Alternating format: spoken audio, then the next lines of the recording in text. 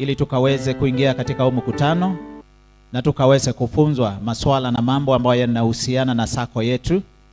Ni asante kwa sababu umetuweka kwa huo muda ambao tumekuwa kule nje na ukatupatia nafasi nyingine ili tukaweza kunjumuika hapa siku ya leo ili tukaweze kujifunza. Na ninaomba katika jina la Yesu Kristo ya kwamba utaweza kutufungua masikio yetu tukaweza kusikia yale mambo ambayo tunafunzwa siku ya leo katika jina la Yesu Kristo. Ni asante kwa sababu umeweza kusimamisha ushirika wetu, na pia ni asante kwa sababu umeendelea na kutupanua na kutuongeza, na tuko na shukrani tukisema ni asante kwako. Tunaomba ya kwamba tunapoenda kuanza ya kwamba utaweza kuwa pamoja nasi, na wale wengine ambao wako njiani wanakuja, tunaomba ya kwamba utaweza kuwalinda ili wafike hapa salama, na tukiendelea pamoja tutakushukuru. Ni asante. Tukiona mwisho wa hii education tutaweza kukushukuru, na ni katika jina la Yesu Kristo tumeomba.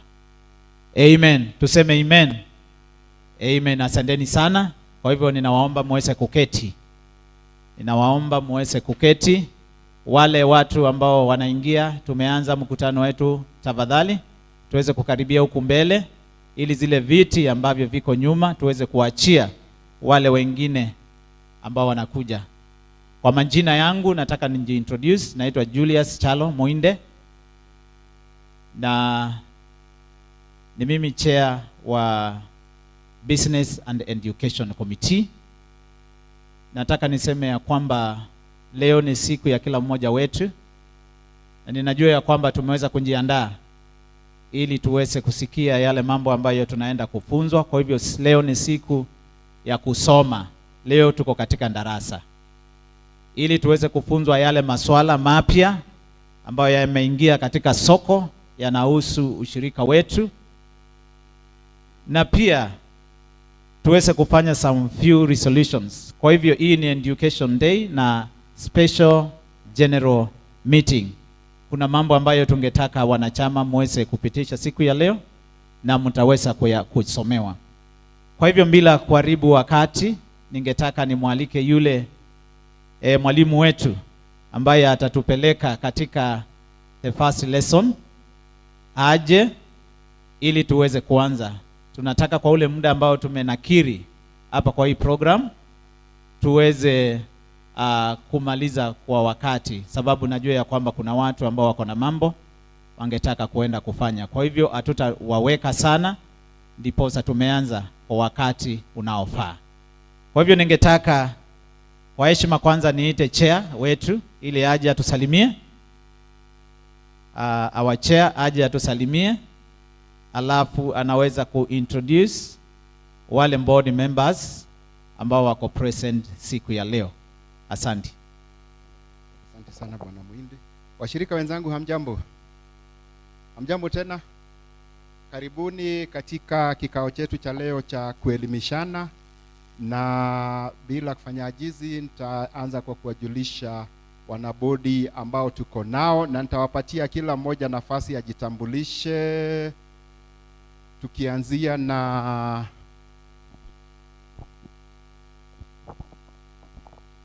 Jambo, Bwana asifiwe. Jina langu ni Violet Wakabi. Mimi ni board member na niko katika Education Committee na Audit Committee. Asanteni.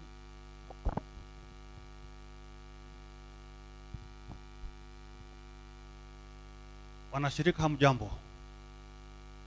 Kwa majina naitwa Saropa Kimenjo. Niko katika credit na pia mimi ndiye mdogo wa mwenyekiti. Asanteni. Asanteni sana. Na pia tuna kamati ambayo huwa mmechagua ya kukagua shughuli za chama kwa niaba yenu, na mpisha mwenyekiti wake awajulishe wanakamati wake.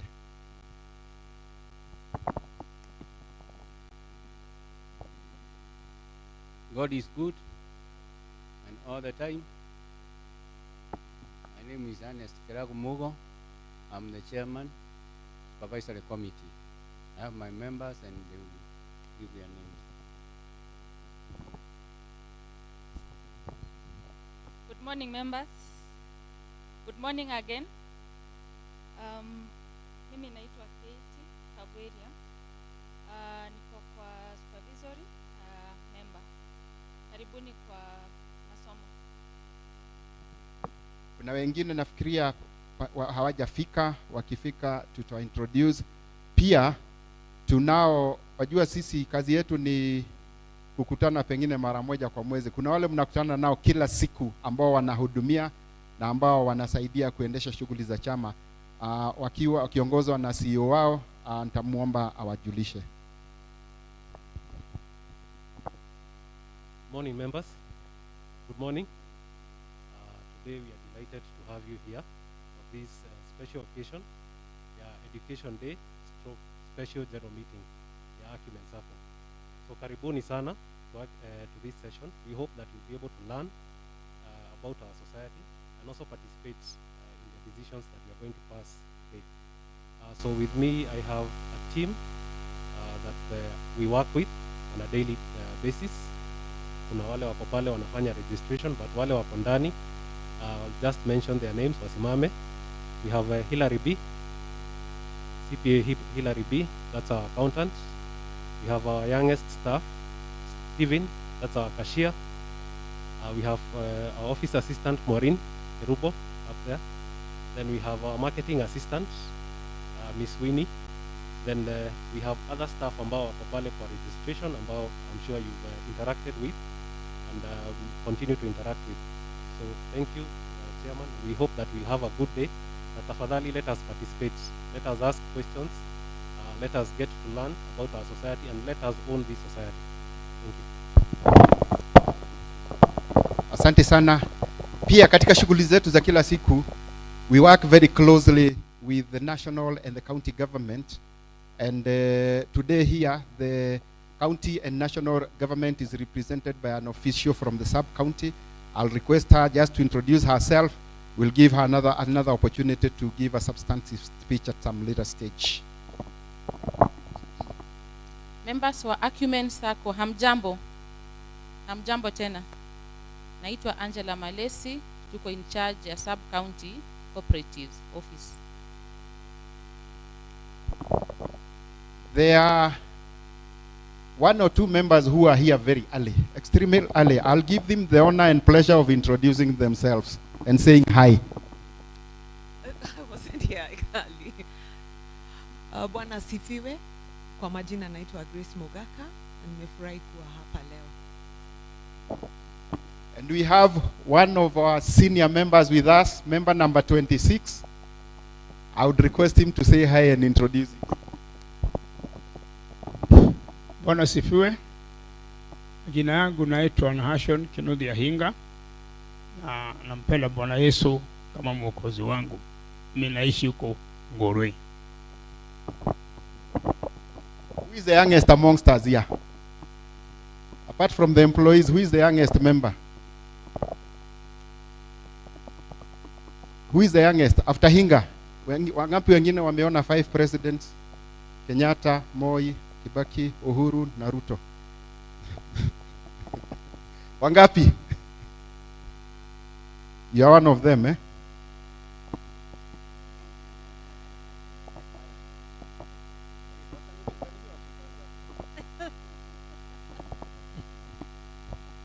Habari zenu.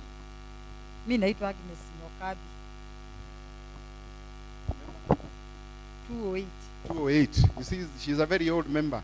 Aya, ni wangapi wameona tu Uhuru na Ruto as presidents? Kibaki, Uhuru, Ruto. I want the youngest member to say hi and introduce themselves to prove to us that we cut across. Hakuna? Yote mnasema ni wa Kenyatta, Moi. Yeah?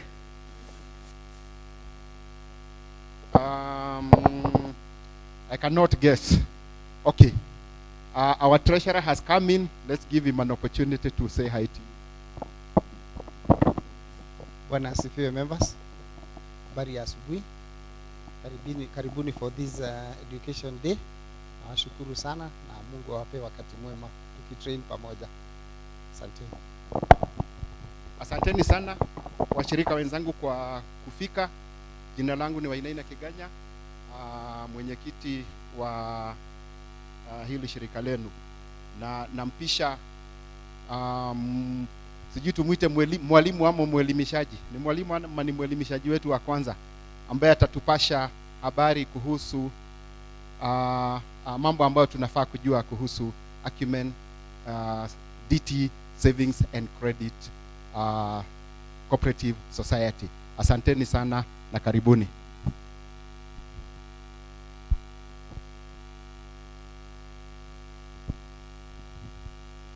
Tumpigie makofi. Tupige makofi, makofi mazuri. Karibu sana. Kwa hivyo nataka to concentrate. Kama kuna swali ambalo wakati mwalimu wetu anapotufunza unasikia ya kwamba ungetaka kuuliza swali, tafadhali utainakiri chini, alafu akishamaliza utakuwa na wakati wa maswali. Tutaweza kuuliza yale maswali yote na tutaweza kuwajibu. Asanteni. Hamjambo members. Kwa jina ni Winfred Monene na I'm the marketing assistant at Acumen Sacco. Na wakaribisha nyote katika 2023 Education Day and a special general meeting. Asanteni kwa kuchukua muda wenu kuhudhuria hafla hii ili tuweze kuelimishana mengi kuhusu products na huduma zinazopatikana Acumen Sacco, na pia jinsi tunavyoweza kuboresha huduma zetu. I'll be taking you through FOSA, but first I'll educate you on Sacco governance.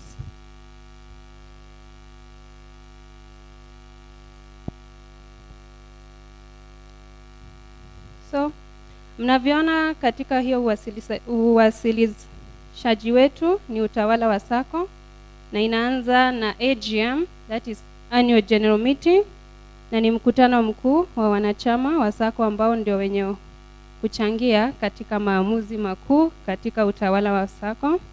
Hapo chini inafuata na board of directors, that is ambao huhakikisha maamuzi ya wanachama yametekelezwa.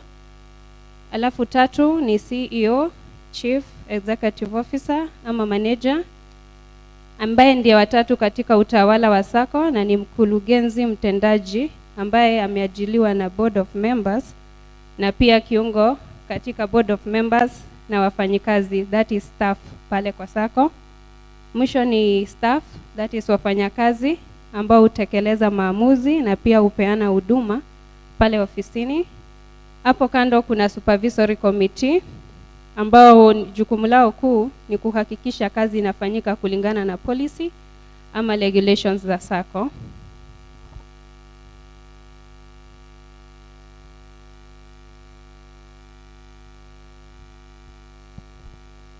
Kwa uwasilishaji wa pili ni key statistics. As per the June 30th, 2023, and our membership stands at 2,460 members. Our total assets is 412 million. Our member deposits is at 339 million. The total revenue generated is at 26 million. The net loan to members is at 293 million. And there is no external borrowing at the moment.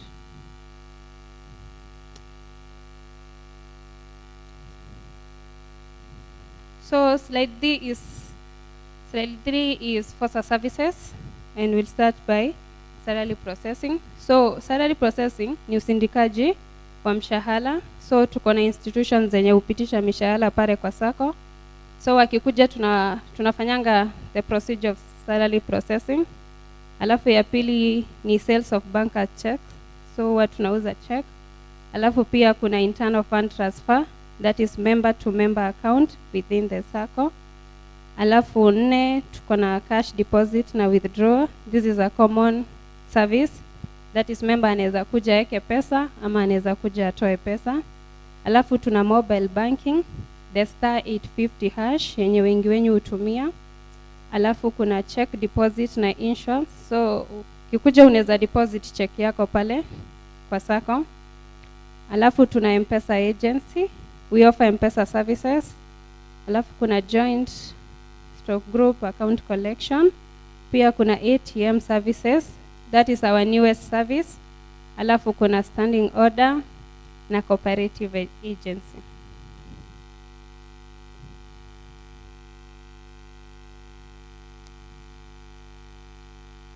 So slide ya pili ni bidhaa za Fosa savings product. Mwanzo ni salary account. Hii ni account ya kuprocess salaries kwa wenye huwa tunalipa salaries. Pili ni current account yenye hutumika kuelekeza pesa za biashara na za rental income. Ya tatu ni holiday savings account yenye inatumika ku accumulate holiday funds. That is kama unataka kwenda holiday, you accumulate your funds in the holiday account and then unaweza toa at any time. Ya nne ni total junior account, ni account for saving funds for the kids. That is kama uko na watoto unaweza wafungulia Fosa, unaweza wafungulia total junior account under Fosa products. Alafu kuna education account yenye unaweza save kwa sababu ya masomo.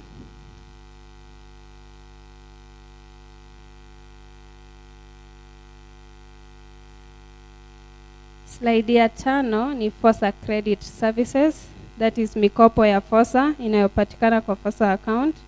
Kwanza ni Fosa super loan na Fosa biashara loan, ambazo ni mikopo kwa wanachama ambao pesa zao za biashara ama rent hupitia. That is kama una transact na Fosa, pesa yako ya kodi ama income ya rent inapitia Fosa, you can access Fosa loans.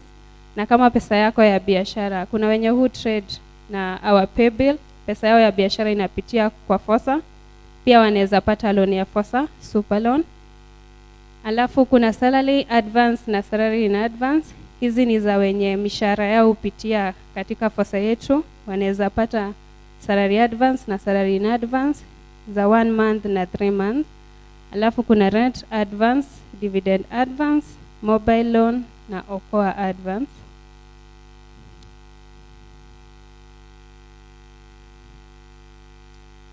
So kuna what are the benefits of Fosa to a member, that is faida za kutumia Fosa yetu. Kwanza, Fosa inatoa huduma nafuu kwa wanachama kwa upande wa kuweka na kutoa pesa kwa account. That is, ukikuja pale unaweza kuaccess pesa yako from your account. You can save, you can withdraw. Unaweza toa pesa kwa account yako, pia unaweza deposit pesa kwa account yako. Na pia unaweza transfer hizo pesa zako internally na externally. Pili, Fosa inasaidia members ku access funds zao 24/7 popote ulipo Kenya with *850# na ATM services. Alafu tatu, inasaidia kuongezea dividend mnazopata mwisho wa mwaka na rebates kwa sababu ina generate income katika Fosa business.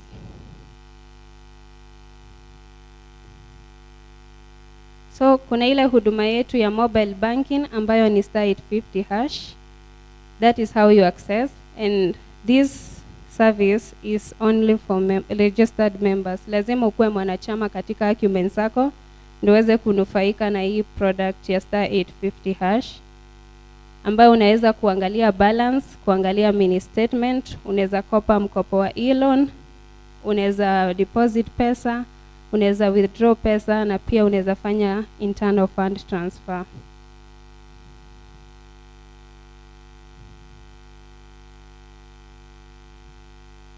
So mwisho ni ATM card services.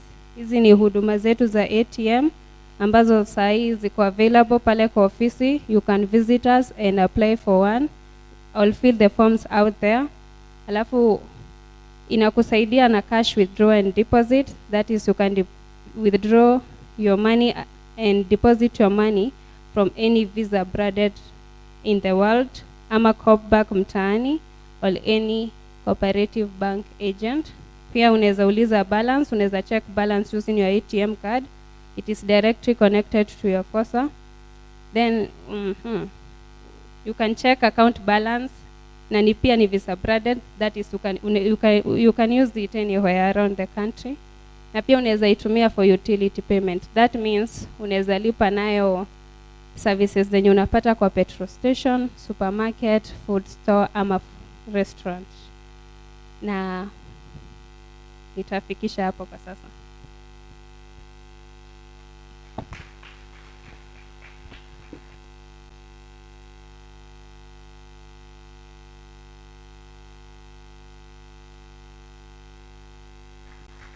Asante sana. Kuna swali? Kuna swali ambayo mungetaka kuuliza?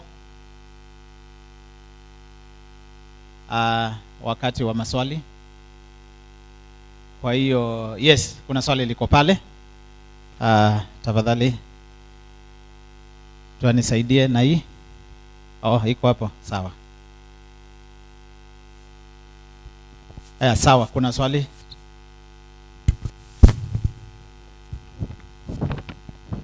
Okay, swali langu ni ya 850 na sijui kama tunaweza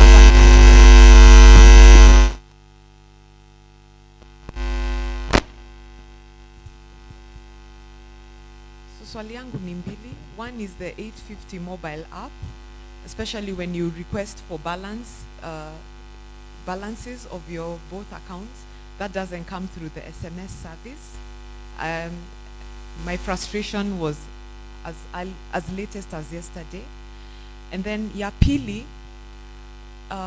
najua mmefanya connection with Equity na Cooperative Bank, but kwa wale hawako kwa hizo banks, mtutasaidiwa aje? And why aren't you making arrangements with those banks so that we can make transfers? Because the cost of making transfers has gone up. So what I have to do is go to my SBM bank account, transfer to my M-Pesa, I'm charged, and then now I have to transfer from M-Pesa to Acumen Sacco. So those are costs. And now we're in an era where we are counting all our coins. So I'm wondering what the cooperative is going to do to make linkages with some of these banks. Actually, you should be making linkages with all these banks.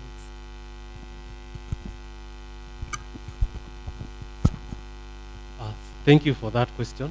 I'd like to respond on her behalf. The issue of mobile, the star 850 on the balance inquiry on SMS, yes, we are aware we have that challenge on the inquiry, and we are working very hard. And this is an issue that we're also discussing at the board level so that we can be able to resolve it.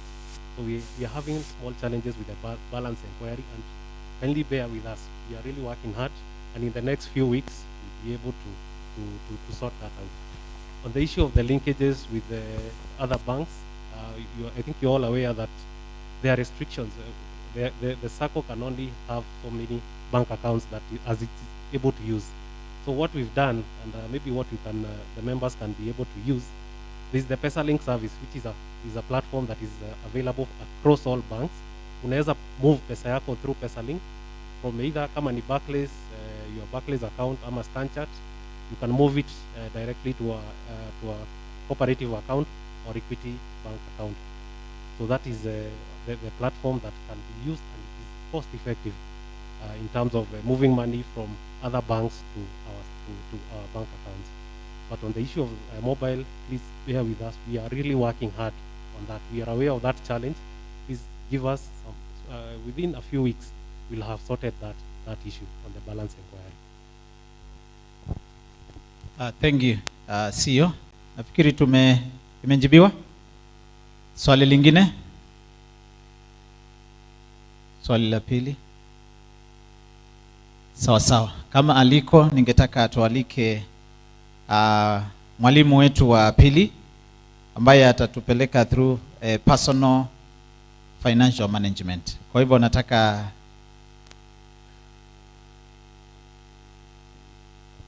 Okay. Ninaarifiwa ya kwamba tutaendelea na the same topic, know your Sacco. Know your Sacco. Kwa hivyo John, tafadhali John kuja ili uweze kuendelea kutoka pale. Tumkaribishe kwa makofi tena. Asanteni. Asante MC.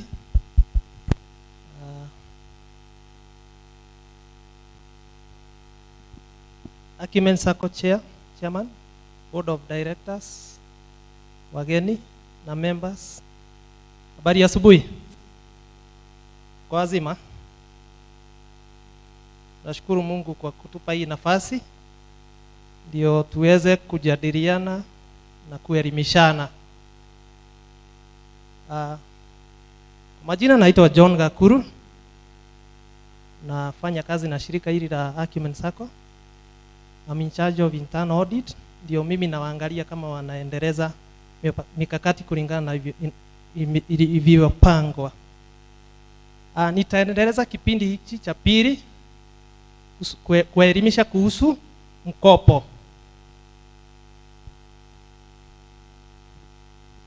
Na nitaanza na Bossa loans. Bossa loans tuko na development loan, sambaza loan, inuka loan, real estate loan, GSOT loan, emergency loan, school fees loan na dividend advance. Unapo save na Sacco unaweza patiwa mkopo kulingana na hizi products zenye tuko nazo. Nikieleza kwa kifupi loan inamaanisha nini? Hii ni bidhaa ama pesa unayopatiwa ambayo unaweza rejesha kwa muda mfupi na unalipa pamoja na interest.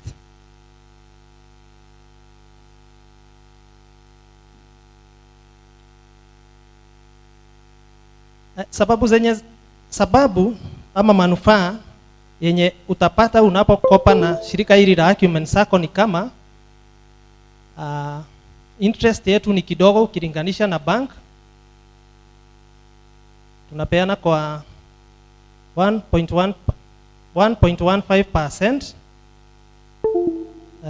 Sababu ya pili ni kuwa mahitaji tunayohitaji wakati unakopa ni kidogo, na uko na nafasi ya either kutumia guarantor ama kutumia collateral. Hii ni kama cheti, yani title deed ama logbook. Nambari ya 3 kwa manufaa kwa kukopa nasi, unakopa tutakata insurance fee peke yake. Ukiangalia kwa banks zingine utapata kuna processing fee, loan form fee, so sisi tutakukata insurance fee peke yake. So ni kumaanisha unakokopa kama 100, tukitoa insurance mabaki utapata kwa wingi. Number 4, tuna upesi wa kuprocess ile loan unapofanya application. Hii inamaanisha loan zaidi ya chini ya 1500 utaipata kwa dakika 30, na loan inayozidi 1500 utaipata kwa kati ya siku 1 na siku 3.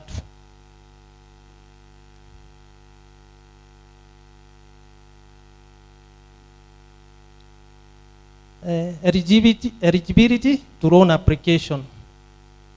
Nini utahitaji ili kukopa nasi? 1, lazima ukuwe mwanachama ambaye amesave kila mwezi kwa miezi 6. 2, lazima ukuwe na guarantors 3 wenye ni members wa Sacco na wanalipa mkopo wao vizuri. Namba 3, lazima uonyeshe uko na uwezo wa kuilipa ile mkopo yenye umechukua. Kwa hivyo tutakuitisha statement ya miezi 3 ama payslip kutoka mahali umeajiriwa. Namba 4, kama utatumia collateral lazima ikue you have a registered title deed, iwe kwa jina yako ama mdhamini, a guarantor mwenye anaweza kupea loan ya kupea hiyo title ndio ikusimamie kuchukua loan.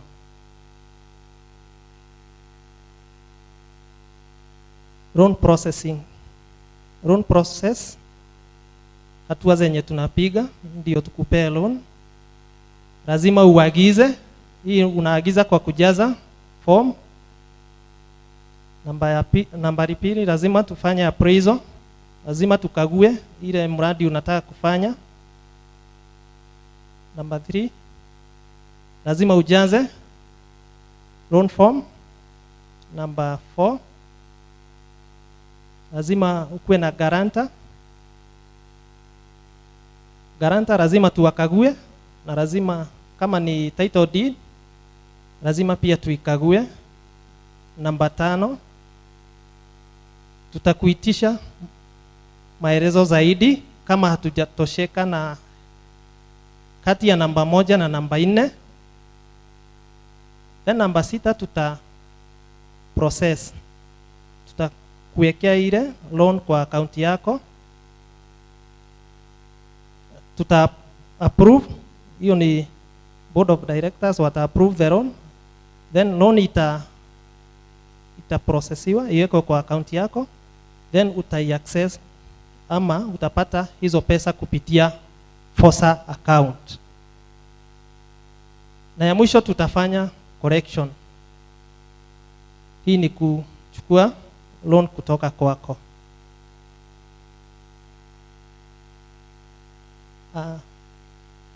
Kuna mistakes ama unapata kuna makosa hutokea wakati tunaagiza mkopo. Na ya kwanza ni maandishi yasiyoambatana. Unapata pale kwa amount in words and amount in figure haziambatani. So wakati tunajaza lazima hizo mbili ziambatane. Nambari 2 ni kama hutaweza kusave consistently. Hii ni kumaanisha maybe wakati unapoleta savings kuna miezi kadhaa hujaeka, so inamaanisha hutapata mkopo. Nambari 3 ni kuleta kiwango kikubwa ya pesa unapokaribia kuchukua mkopo. So hapa ndio tuweze kupelekana pamoja ndio upate mkopo kwa urahisi. Lazima tukue na consistency. Lazima uweke pesa kila mwezi ile side ya kusave, the bossa side. Number 4, kwa makosa ambayo hutokea wakati tunaomba mkopo ni kusimamiwa na guarantors wenye hawalipi loan vizuri. So unapomwambia mtu akusimamie loan na halipi vizuri, hawezi kusimamia. Na ya mwisho ni kuwa na insufficient income. Mapato yenye unapata kwa biashara haiwezi lipa ile loan pamoja na riba ama interest. So tukiangalia hizo mambo kama yatabatana, loan itachelewa kidogo ndio uweze kutekeleza ile maneno ikuwe sawa sawa. Loan processing timeline. Wakati unaomba mkopo tutakupea kwa muda ufuatao. Kama umetimiza the requirements tunataka, loan chini ya 1500 tutakupea kwa muda wa dakika 30. Na mkopo unaozidi 1500 tutakupea kwa muda usiopungua ama kwa within 3 days.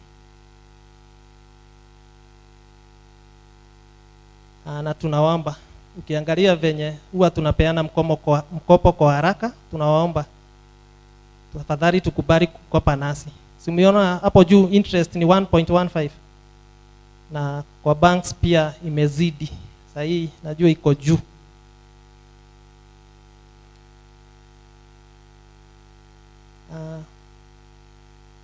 Rights of a borrower. Mwenye anafanya mkopo ako na rights. Na ya kwanza ni kuelezwa zile products tuko nazo na charges zenye tunakata pale kwa loan. Number 2 ni fair appraisal ama ukaguzi wa ule mkopo kwa haki.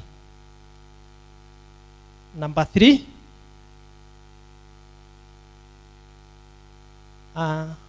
number 3 ni tuko na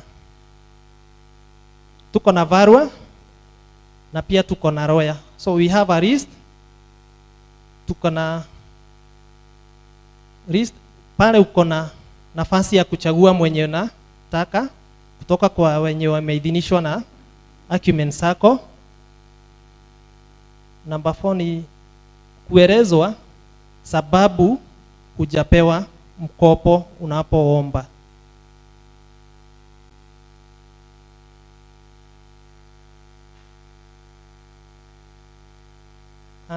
Wakati tunapofanya mkopo, unaweza pata mwingine ameremewa na kulipa na kuna matatizo hutokea pale. Na moja ni kupoteza, ama tunachukua zile deposits zinapotea, so hutapewa dividend. Hiyo ndio ya kwanza. Nambari ya pili, tunakulist na CRB. Unasajiliwa na CRB, ni kumaanisha huwezi pata mkopo kutoka shirika lingine. Number 3 ni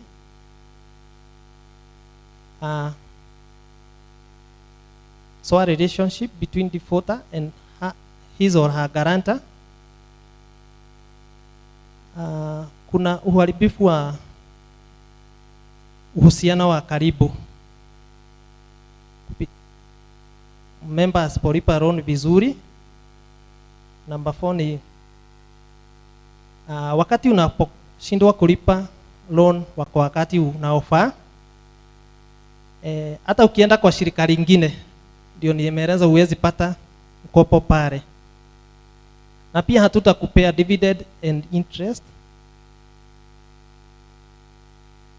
Na kama nimevyoeleza, lazima utalipa hii loan. Hata ukienda mahali kwingine watakutuma wakwambie kuna mahali ulichukua loan, na lazima kwanza uende ulipe hiyo loan na hapo.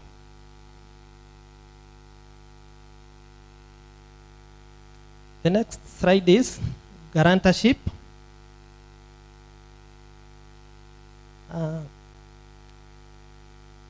Guarantor is an individual who commits to repay a loan obtained by another individual in case of default. Huyu ni mdhamini mwenye anayekubali kusimamia hiyo loan, na kama utashindwa anakubali atalipa. Mwenye anaweza kuwa mdhamini ama guarantor anafaa kuwa akuwe ni active member mwenye anafanya savings kila mwezi, ni mwanachama kwa miezi 6, hajasimamia zaidi ya watu 5 wenye wamechukua mkopo, na hajakosa kulipa mkopo wake inavyostahili kulingana na mkataba tulivyowekeana na yeye.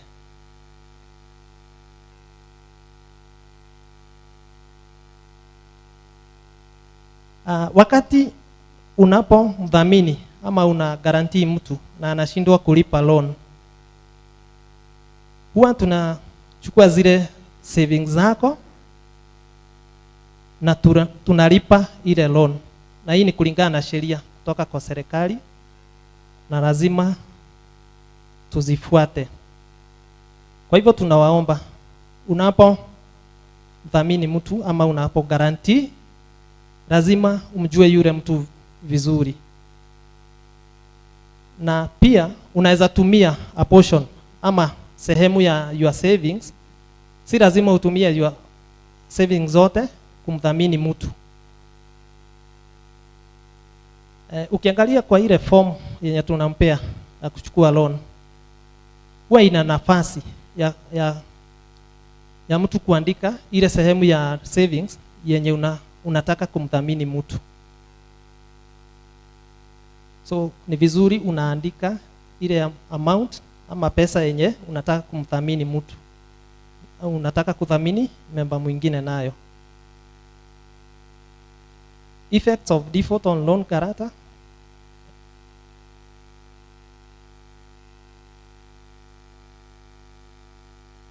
Loss of deposit, unapoteza savings zako. So I think we had covered this. kuna hiyo SOA relationship, lower borrowing power, the guarantor relationship with the Sacco is affected. So uhusiano kati yako na yetu inakuwa mbaya, na guarantor pia dividends na rebates huwa zinapungua, na pia guarantor huwa anakosa ile hiari ya kuendelea kusave. So ni vizuri wakati mtu anakuthamini pia unalipa loan yako vizuri, ndio pia na yeye mwenye amekuthamini akuwe na moyo wa kuendelea kushiriki na hili shirika la Acumen Sacco. Pia guarantor ako na rights ama haki za mthamini, na moja ni kuelezwa guarantee mtu ama amekuwa mthamini. Ya pili ni to be informed of one's liability. Unaelezwa unapomthamini mtu ni nini itatokea, unafaa kuelezwa. Ya tatu ni haki yako ni kugarantii na sehemu ya your savings bila kumgarantii mtu na your entire savings. Ya ine ni unaweza kataa kumgarantii mtu. Number 5, kuelezwa kupitia simu ya rununu ama barua pepe wakati mtu anapokosa kulipa mkopo yake kwa wakati unapofaa. Nambari 6 ni to request for guarantor substitution. Unaweza muomba mwenye mmegarantii atafute guarantor mwingine, lakini hii itafanyika wakati loan imelipwa vizuri. Kama kuna default hawezi kukubadilisha. So ni vizuri when you guarantee tukae tukiwakumbusha ama tukae tukiwauliza kama wanaendelea kulipa loan vizuri ama mkopo. Pia mwenye amethamini ama guarantor ako na haki ya kutumia sheria zenye serikali ya Kenya imeunda ndio kumsinikisha mwenye mkopo aweze kulipa.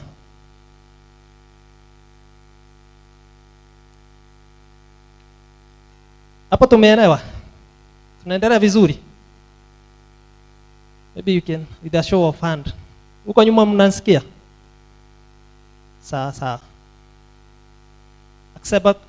Acceptable collaterals. Hizi ni vitu zenye unaweza tumia kusimamia loan yako. Tunaweza tumia cheti cha shamba, title deed ama logbook kusimamia loan yako.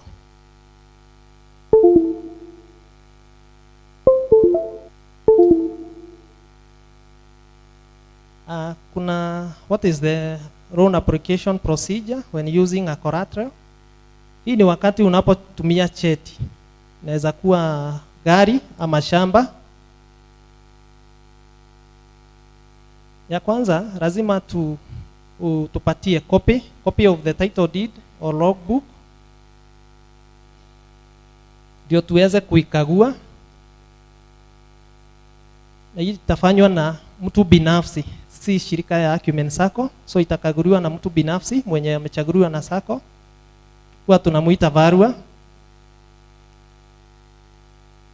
Ya pili itakuwa ni kuisajili ile cheti ama title deed na logbook. Kwa shamba huwa tunafanya charge registration, na kwa magari huwa tunafanya in charge with NTSA. Na hii ni kumaanisha ni kama tunasajiliwa tukiwa between Acumen Sacco na mwenye mkopo. So huwezi uza ile gari kama hujamaliza ile mkopo. wakati hiyo inamalizika, huwa tunakuwekea loan kwa account ile tumemaanisha tunaita FOSA account, na unapomaliza kulipa ile mkopo, tunachukua ile cheti inabaki na Acumen Sacco. Wakati unapomaliza tunakurejeshea na tunafanya kitu inaitwa discharge of title, discharge of charge. Hii ni kumaanisha ile maandishi ilikuwa imewekwa na serikali kati ya Acumen Sacco na mwenye amekopa lazima itolewe, ndio cheti chako kibaki kama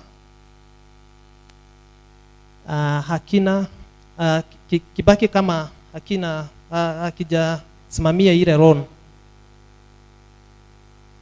Kuna shida zinatokea wakati loan haijalipwa vizuri. Na ya kwanza ni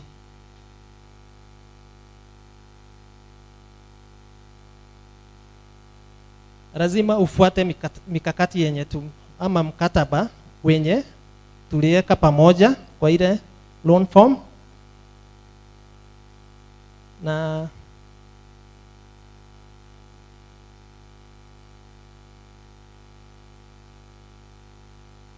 unaposhindwa kulipa kulingana na vile unaposhindwa kulipa kulingana na ile mkataba, huwa tunakulifaa kama a defaulter. Defaulter ni mwenye hajalipa loan kulingana na mkataba, na mwenye kushindwa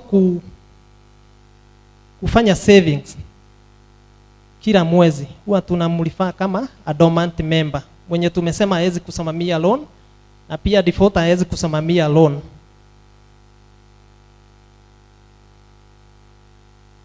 Unaposhindwa kulipa loan vizuri ama kufanya savings,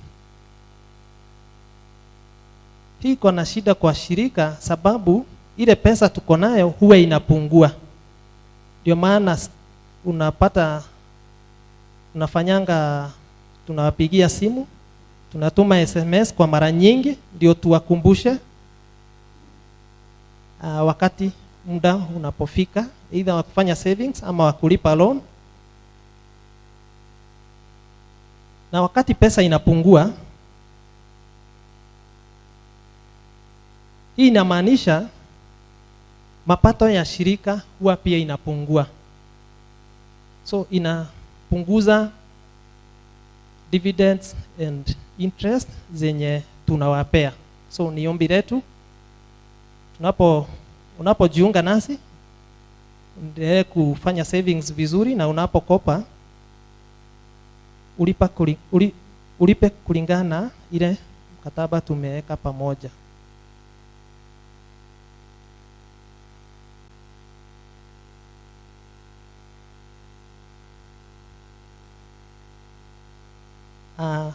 Wenye tumekuwa nao hapo mbeleni, uliona kama mwaka wa 2021 kulikuwa na hii shida. Ile ni after COVID effects. Hatukuweza kupeana dividend juu members wengi walishindwa kulipa mkopo na pia savings kulingana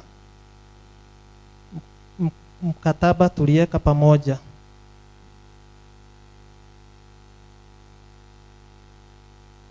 Wakati unapochelewa kulipa, huwa iko na shida wakati tunakupea loan, sababu huwa tunaangalia kama umekuwa ukilipa kulingana na mkataba. Na ya mwisho, number 8, SASRA can close our operations because of poor loan servicing and payment of other dues by employers and property managers. This is hapa ndio shida kubwa hutokea. Wakati wanachama wanashindwa kulipa mkopo vizuri, kuna shirika hili tunaita SASRA ambayo imeundwa na serikali, inaweza amua hili shirika haijaendelea vizuri, so hawatatupea license. we normally make license application every year after submission of the reports.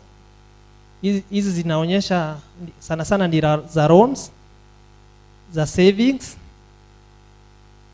za hesabu zote yenye sako inafanya. Ni vizuri tukumbuke ni jukumu ya kila mwanachama anapoomba mkopo alipe. Hasa kama tumeipea property manager ama mshahara yako inapitia kwa shirika, lazima mwanachama ajue pesa yake imefika, ndio mkopo yake isibaki nyuma pesa zinapokosa kuletwa. Kuna njia tofauti huwa tunapitia ama tunatumia kufuata mkopo wakati tunapokupea. Ya moja hapo ni kupiga simu, ya pili ni kutuma ujumbe mfupi, ya tatu ni kukupea barua. Tunakupea barua tatu. We normally call them the first notice, second and the third notice. The first and second tunapea member, then the third notice tunapea member na guarantor. We also make business visit, ama tunatembelea biashara yako, na pia hii tunafanya wakati tunakupea mkopo na baada kama umeremewa kulipa mkopo. Na kwa mwisho huwa tunatumia sheria kiwemo debt recovery. There is we have debt collector and auctioneers. Tutawatumia ndio tuweze kurejesha ile pesa ya shirika. Borrower's obligation. Mwenye mkopo anafaa kufanya nini wakati anapolemewa ama anapoona hii mwezi sitatimiza kulipa pesa yenye inayohitajika? Tunawaomba ama tunakuomba unapolemewa utembelee ofisi zetu kama mwezi haijaisha. Engage the Sacco before the due date through letters or make personal visits. Naweza tuandikia barua ama utembee. Na tunakuomba wakati staff wanakupigia, tafadhali chukua simu ndio tuweze kuelewana. Wakati unapokosa kuchukua simu, huwa tunaona kama mtu amepotea. So tunaanza mechanism ya kutafuta. So ni vizuri unarejesha ile ujumbe mfupi ama simu tunazo kupigia. Na ya tatu, kuna promises to pay. Wakati unapotupea ahadi, tafadhali tunakuomba unatimiza. Na kwa wakati mwingi shida ukuja kama kwa muda mchache. Wakati inapoisha, tunakuomba uendelee kufanya malipo inavyofaa.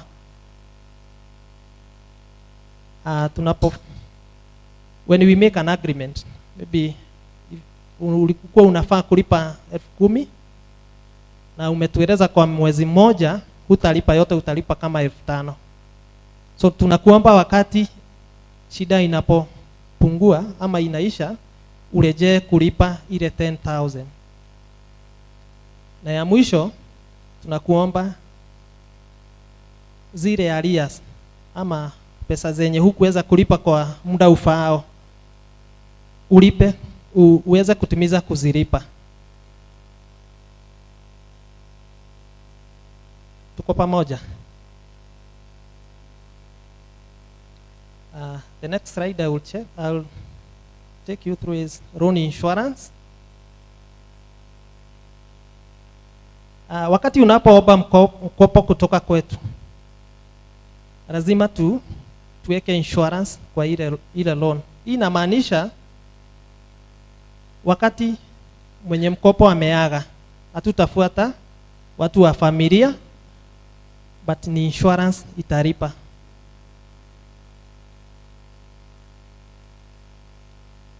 Ni vizuri tuelewe, insurance does not pay loan in default, ama ilipi mkopo wenye umechelewa. So ni vizuri tuweze kulipa mkopo kulingana na maktaba wenye tumeweka pamoja. Credit Reference Bureau ama CLB. Mesikia president siku mingi akisema issue ya CLB. Huwa inatokea sababu watu wanapokopa wanakosa kulipa kwa wakati unaofaa, ama wanakosa kulipa ile mkopo.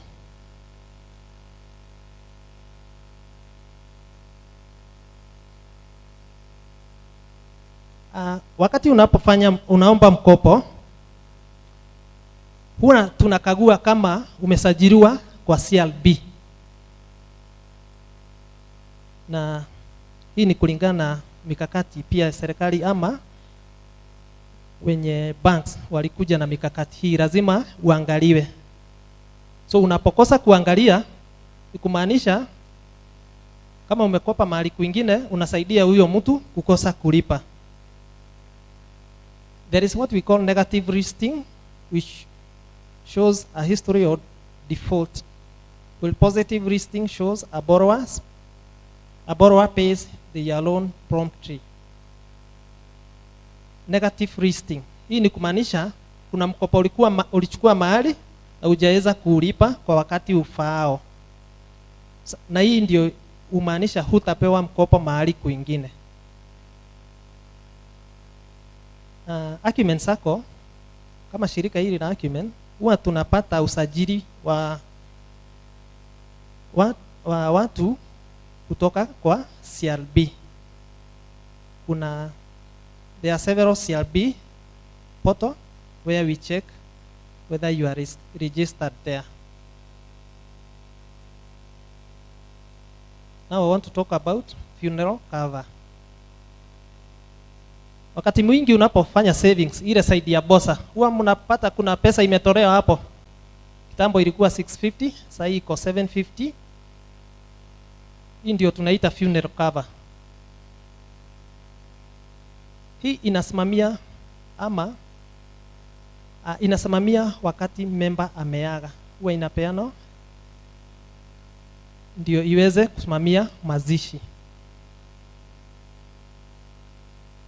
Na huwa inapewa kwa familia wakati wanapotuletea.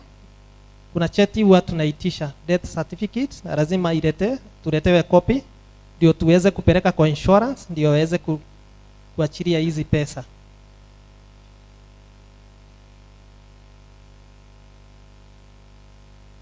Huwa tunapeana cheki ya 50,000 kwa kila member mwenye ameaga na kona funeral cover. So na kama nimeeleza, huwa tunakata 750 pale kwa savings.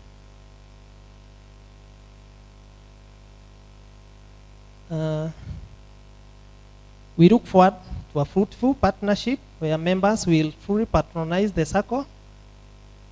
Sacco's products.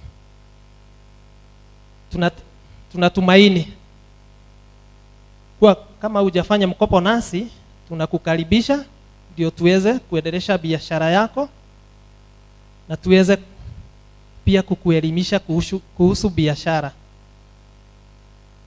Ni vizuri pia we update member record. Kuna records kadhaa huwa tunajaza wakati member anaingia, moja hapo ikiwa next of kin, ama mwenye anaweza pigiwa simu aulizwe swali. Kuna mandate card, unaweza mpea mtu mwingine nafasi ya cooperate your FOSA account. So if you had given a member the mandate to operate the FOSA account, uko na nafasi ya kuja kubadilisha. Tuko na pia nominee card. Hawa ni wenye unaochagua watakaoridhi mali yako. So ni vizuri kama hujaijaza ama ungetaka kubadilisha, pia uko na nafasi hiyo ya kuja kubadilisha. Pia unapata wakati mwingine member amebadilisha SIM card. So tunaomba pia uje kubadilisha ndio uweze kuoperate mobile banking.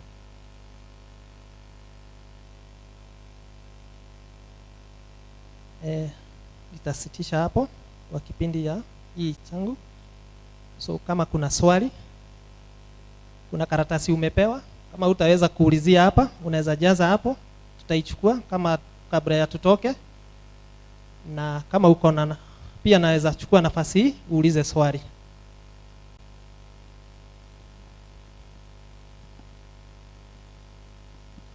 Kuna swali?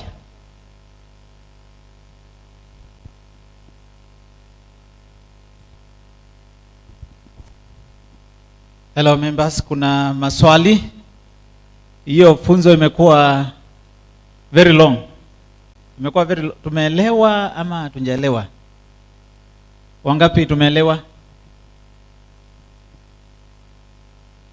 Niliambiwa nikiwa shule, ukiona wanafunzi hawaulizi swali, ni either wameelewa ama hawajaelewa. Haya, naona kuna Steve unasema kuna swali? Haya, kuna swali pale.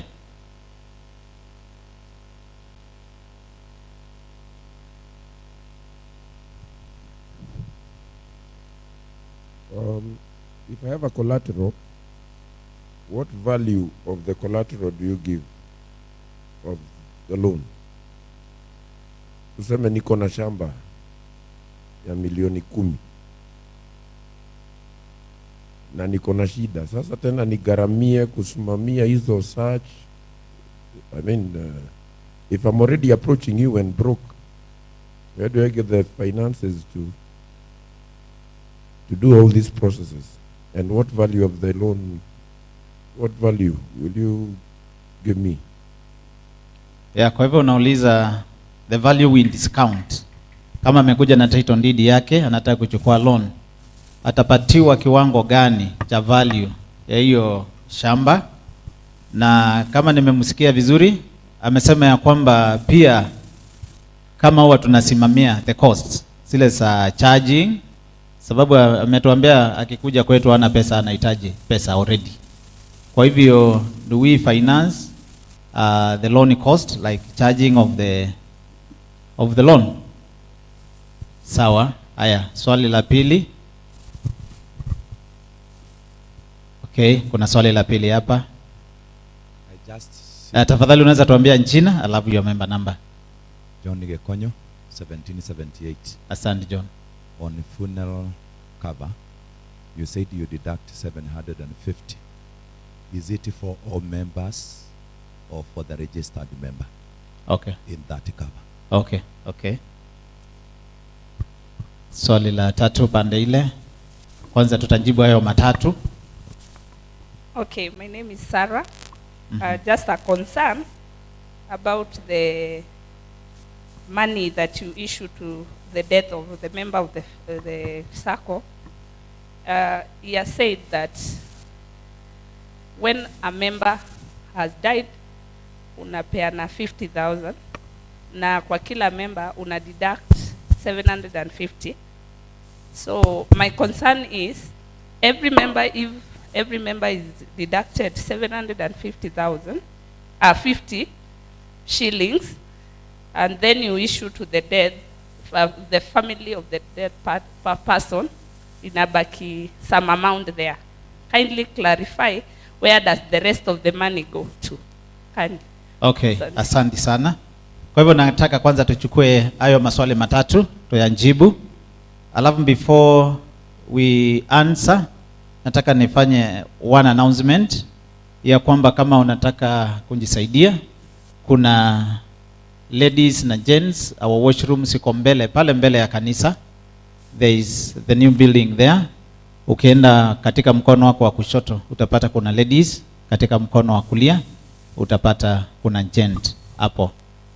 Sawa sawa. Kwa hivyo ningetaka tuyajibu hayo maswali matatu, then tukimaliza probably another one, ndio tuende to the next topic. Asante. Asante kwa hiyo maswali muhimu. I'll start with the insurance fee of 750.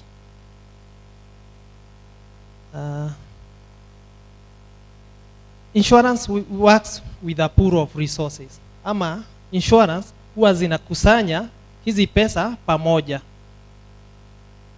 So ni kumaanisha inachukua ya members wote, wakati mmoja wetu wanaaga inachukua ile pesa pale, inaweza kumpatia moja ama mawili. Kuna wakati mwingine unapata hata hii pesa ya 750 kulingana na members wenye tunaweza poteza hiyo mwaka, inaweza kosa kufika. So hawatarudi watuambie tuongeze ile 750 ndio tuweze kumpea mwenye hana pesa. So the insurance rarely gets surplus maybe from an individual society. So it has to pull resources from different societies. Inachukua ya Acumen, inachukua ya shirika ingine, inakusanya pamoja. So hii pesa ibaki na sisi, inabaki na insurance. Iko sawa? Nimejibu sawa?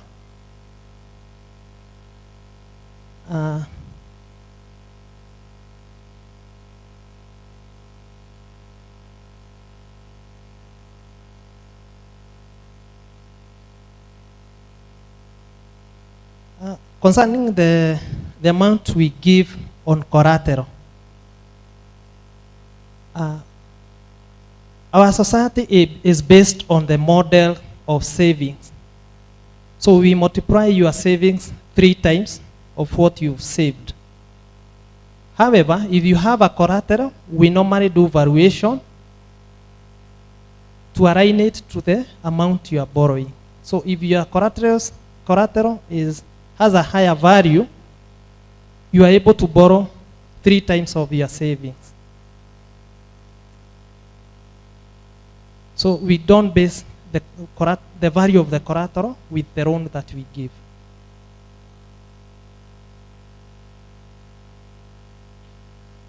So on charging cost, this is borne by our member. However, we have valuers, list of valuers and lawyers whom you are able to engage and negotiate on the cost. So we have a platform. Unlike in bank, where you find you are given a lawyer and you are given the amount. So in our society, you have that opportunity to negotiate for the cost that you shall bear. So any other? Is it okay? So kuna maswali hapa? So can you assist me? Kabla maybe before tuchukue maswali mengine, ningetaka naona chair nataka kuja ongezea kidogo. I think Bwana Mwangi was asking if you have a property worth 10 million, what percentage of that 10 million are you going to get if you use that property as a collateral? Was that your question? Yes. So there are 3 values. Tukituma valuer to ascertain the exact value of your property, there are 3 values they give us. There is what they call the market value, which is now your 10%. There's something else they call the forced value, that if you cannot raise the market value, what is the lowest amount tunaweza kuuza hiyo property inaweza kuuzwa. Na pia kuna ile tunaita mortgage value. The mortgage value ranges between 70 and 80% of the market value. Right? I don't know if I made myself clear. So mortgage value normally huwa ni same na forced value. Ordinarily huwa ziko same. Na haiwezi kwenda chini ya 70%.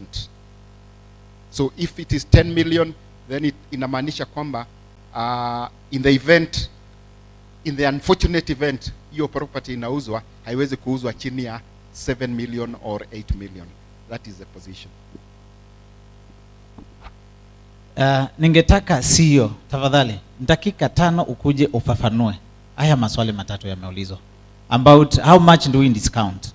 Kama nimeleta my title na imekuwa valued at 10 million kwa mfano, je, naweza kuchukua loan worth 10 million ama uta discount uniambie kwa 10 million utanipatia kiasi fulani? Tafadhali kuja ufafanue tena. Thank you, MC and Chairman, for that clarification. Still on Martin's question, how much is assigned to a collateral. The first thing we normally do, how much can you qualify? Tunafanya kitu inaitwa appraisal. Unaweza kuwa na collateral ya 10 million, lakini uko na uwezo ya kulipa hiyo 10 million.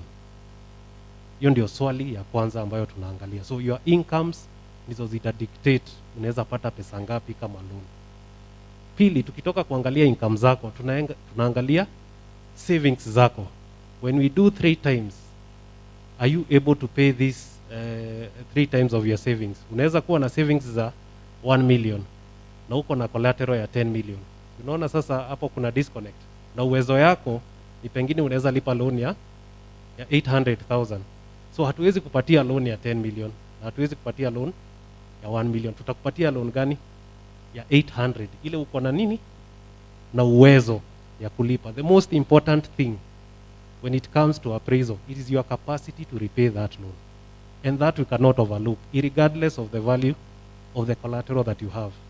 You might have a plot in Karen, lakini income zako haziwezi sustain payment ya loan, ya the value of that plot in Karen. Kwa sababu we also not in business of auctioning our members. So we give you what you can actually be able to repay. The first thing is your capacity and ability to repay. That is the first thing that will determine how much you'll be able to get as a loan. Secondly, when we go to we determine how much you're able to borrow, then we look at the value of what you're offering as security. We have 2 modes za kusecure loans. The first one is guarantorship. Second one is collateral. There are amounts that you can take. We will tell you, will not use guarantors. Please bring something. You cannot take a loan of 10 million. Tuseme uko na hiyo uwezo, alafu tukwambie utafute guarantors wa 10 million. Hiyo ni pages kama 10 za guarantors. And you see our guarantors have that capacity kukwambia, yes, I have 100,000 lakini nitakuguarantee na 2,000. And there's nothing you can do. Hiyo ni right yake kama guarantor. So we will look at the property that you have. It will be valued by a professional valuer. The ones ambao tumeweza kupitisha, wale tumeweza kuvet na kusema hao ndio tunaweza fanya kazi nao. And we've gone a step ahead and given you that room that you can actually engage these valuers directly. You uweze kupata the best discount that you can. And before you settle, you will tell us, I have agreed, nitaongea na huyu valuer ama nitaongea na huyu wakili, because I think there is also something that we missed on the charging process. Utaweza kuongea na huyu valuer ama huyu wakili, na ndiye tumeweza kusikizana on cost. There is something fundamental that Martin asked. When I'm coming to you, sina pesa. So there are arrangements that we can make. Once you agree on the value, on the fee, we can agree to recover that money from the loan disbursement, so that usikakue na hiyo shida ya kutafuta pesa tena, unalipa valuer, unalipa wakili, na hapa in the process ni loan unatafuta. So we go into that special agreement. You consent to that in writing, that yes, I know valuer amenifanyia hii kazi, I know this is much that he expects from me, and I'm authorizing Acumen Sacco to recover this money from the loan disbursement. So we have tried to become as much flexible as we can tuweze accommodate members wetu. And I'm sure most of the members who are here are aware of the challenges that are usually there with guarantors. As the society grows, as you also continue staying in the society, there's only so much that you can guarantee. Ikifika pahali hautaweza kupata guarantors na hautaweza kuguarantee wewe mwenyewe. So we are encouraging you as members, let us move to collaterals. Let us use those title deeds. Hata kama hauna hiyo shamba, you can actually, if you have that capacity, you can come to us. We source for you look for a plot that you want to buy. that is depending on the project that you want to do, and we finance you to get that project, and we use that title deed as the security, as long as it will be able to cover the loan that we are dispersing to you. So we've gone extra steps to make sure that as members, mnaweza kupata ile loan in a more secure way and in a more efficient way. So I think for Martin, I've answered the issue of the value of the security. Who pays for that fee? The fees remain, that fees is payable by the member, but we have gone step ahead and made sure we made agreements with also with the people we have in our panels that hiyo pesa tunaweza kulipia ukisha consent. The first thing tutaanza kufanya, tutaketi chini na wewe tuangalie income zako na tuweze kujua are you capable of paying this loan that you are trying to secure. So that is the first thing, and that is the only I think the most important thing that we'll start with. On the issue, maybe on the funeral cover, a member asked if we are doing 750 for all members, then why are we paying one person 50,000? It is the risk of death and the spread that we normally do. We have 2,400 members. If something happens to a third of them at once, and it can, I think from COVID you can have mass deaths at a time, sindio? So we normally insure our members, and that insurance is for that individual member. In case they pass on, that 50,000 goes towards assisting the family with the funeral arrangements. In terms of the deposits that the member will have, then that goes to the declared nominees. And that's why we are insisting, we have those forms with us. If you want to update your records, please, especially the nominees, start with those ones. If you've changed your status, please, if you've gotten married, you can come and add your beneficiaries. Umepata mtoto, add your beneficiaries. Make sure that your records are up to date. And the record that the most recently signed record is the one that is valid. So if you had signed one last year and you fill another one today, the one that you will fill today becomes the valid one. Ile ya kitambo inakuwa invalid. So I think I've answered on that issue. Most important, appraisal. Are you capable of paying that loan? Asante sana. Nafikiri tumeelewa sasa. Tumeelewa, si ni kweli? Kwa hivyo nataka pia before we take I want us to take 3 more questions. Ndio tusikae hapa. I want to acknowledge wale watu ambao wanatufuata ama wanafuatilia mafunzo yetu katika mtandao. Naona ya kwamba tumeingia watu 30 na kuna wale ambao ninaona hapa, I can mention them ili waweze kujua kwamba tunawaona. Kuna Moses Ngichui, kuna Claire Ngatheru, kuna Lucy Wambui, kuna James Kenuthia, kuna Kevo Morinho, kuna Mary Ngare, kuna Jovri Kiondo na kuna Keja Sarongai. Na kuna swali ambalo linaulizwa na James Kenuthia. Anauliza kama mtu akiwa katika CRB kama anaweza pewa mkopo. Kwa hivyo hiyo bwana auditor utanjibu. Alafu pia Kevo ameuliza ile swali ambayo iliulizwa ya *850# kwa nini haifanyi kazi. Na nafikiria kwamba CEO ameweza kuieleza, akasema ya kwamba they are working on it. Tumpatie around 2 weeks atakuwa wamemaliza ile shida ambayo iko. Nafikiri maswali ni hayo tu mawili katika wale wanatufuata katika mtandao. Kwa hivyo John, you can respond to James Kenuthia. Anauliza kama mtu akiwa CRB anaweza pewa mkopo.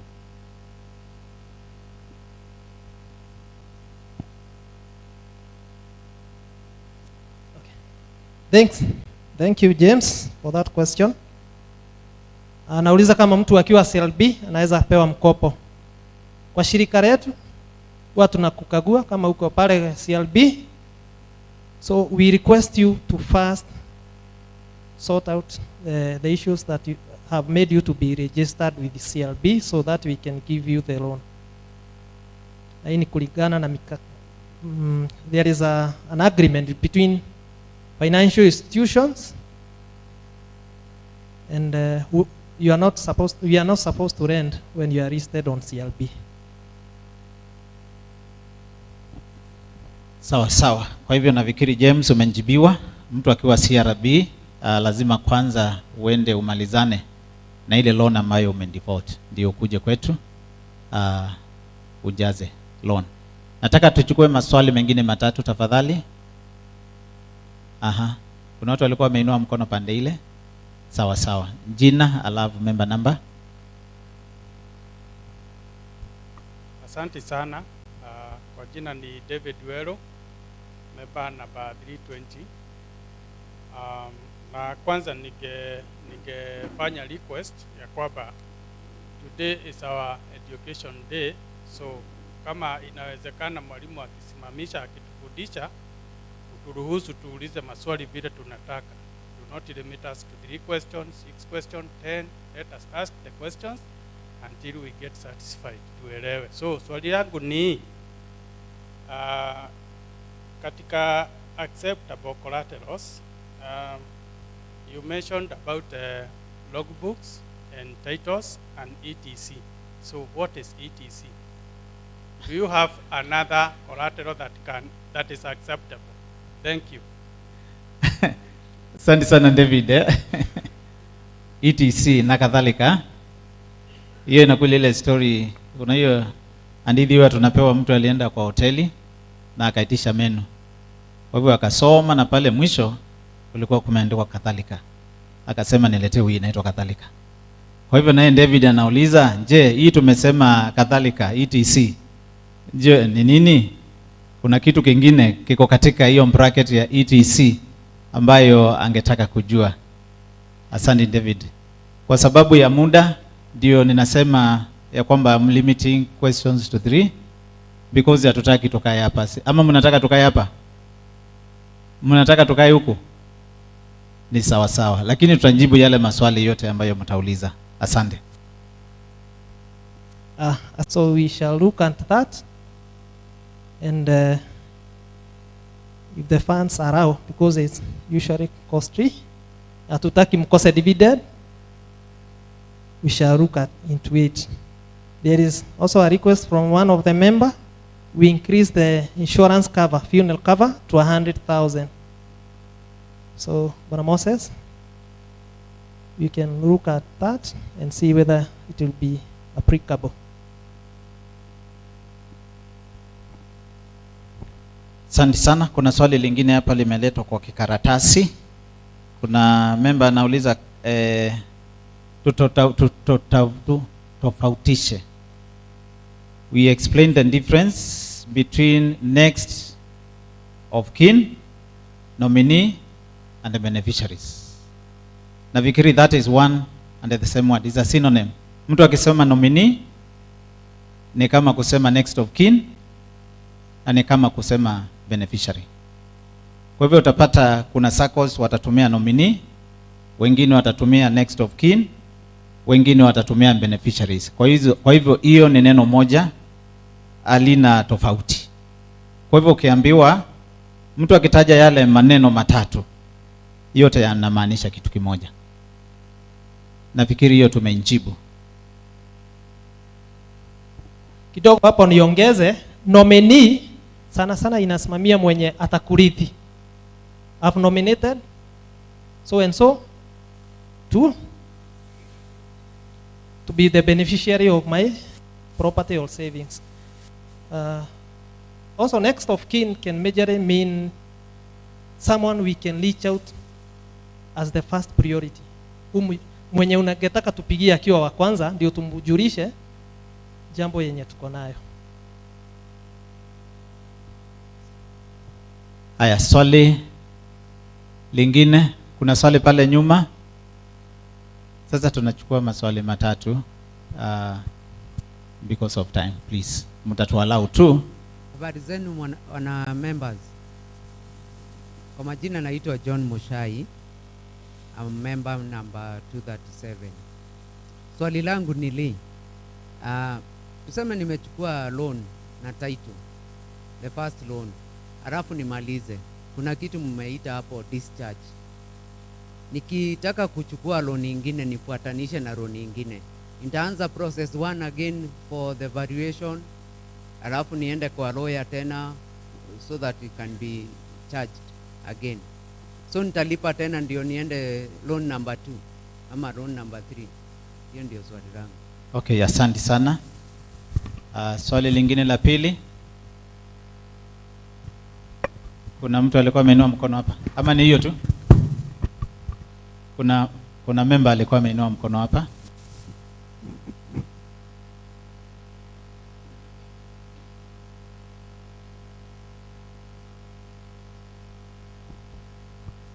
Habari zenu. Mimi naitwa Faith and I am member 2467. Nilikuwa nauliza about hii loan ya group sasa. For example, if we are 3 people na tuko kwa group the same, nimesikia lazima mtu akuwe na guarantor or something like that. And for me right now hakuna hapa mtu najua. For instance, if I don't know anyone here, meaning no one, naweza approach nimwambie akuwe guarantor. I will have to come with 3 people wenye na trust and all that. And God willing wakikubali tutaingia and then tuseme tuanze that saving. Then after some time tuseme if we've saved like 1 million shillings na tunaweza taka kuchukua loan ya juu nilisikia mnasema mtu anachukua 3 times. How many guarantors will we need ndo tupewe hiyo pesa, and how will we get those guarantors since sisi tunajuana tu sisi watatu, hakuna mtu mwingine tunajua hapa, and si ati tuko na those title deeds ama logbook since we are all just beginners, meaning ni hiyo pesa tu mko nayo tutakuwa nayo and we have no idea venye tutapata hao guarantors. Mnasema what will we do? Okay, asante. Nataka nichukue lingine la tatu nao. Kwanza tunjibu hayo. The third question. Sawa, kama kuna lingine la tatu tunaweza kujibu hayo mawili kwanza. Thank you, John, the member 2467, for those questions. Moses, I request you to answer the question concerning guarantors, how to source them, and how many should they be, and the amount they should have. I'll answer the question on collateral, which has been charged. Once you charge a property, you can take a loan within the charged amount as many times as you can. So unaweza maliza loan ya kwanza, uingie kwa society within 30 minutes, utoke na pesa yako. Umalize ya pili, within the next, you make another application within 30 minutes, utoke na pesa yako. So you will not be required to make subsequent charge registration. Kwa discharge ni mtu amechukua loan ya kwanza ama ya pili na amemaliza akasikia staki loan, hata chukua loan nyingine ama hata omba loan nyingine. So at that point we normally do a discharge. So we give you a letter of discharge which is taken to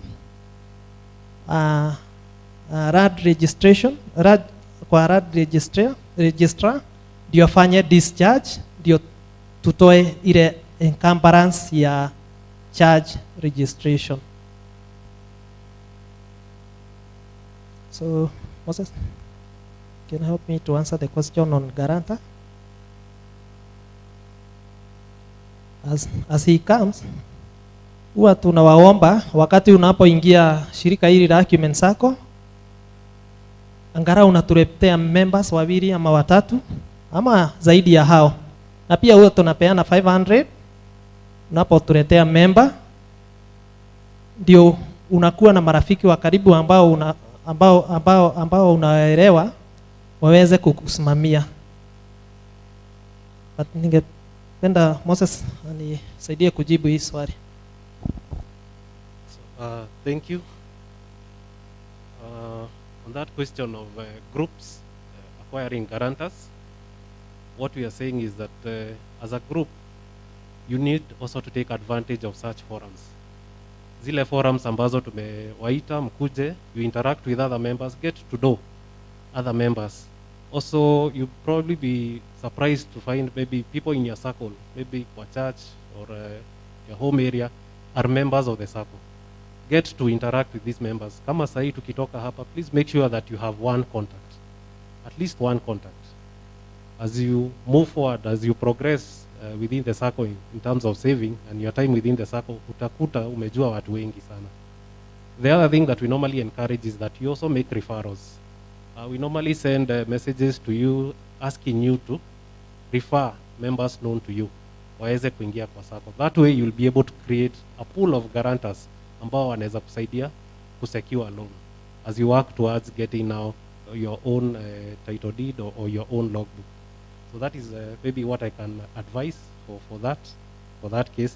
But again, for more details, you can actually come to us in the office and we'll be able to guide you on the way forward. But we would encourage you to continue saving within the circle.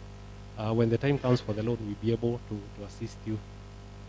But also take advantage of such forums and get to know at least one person from this circle.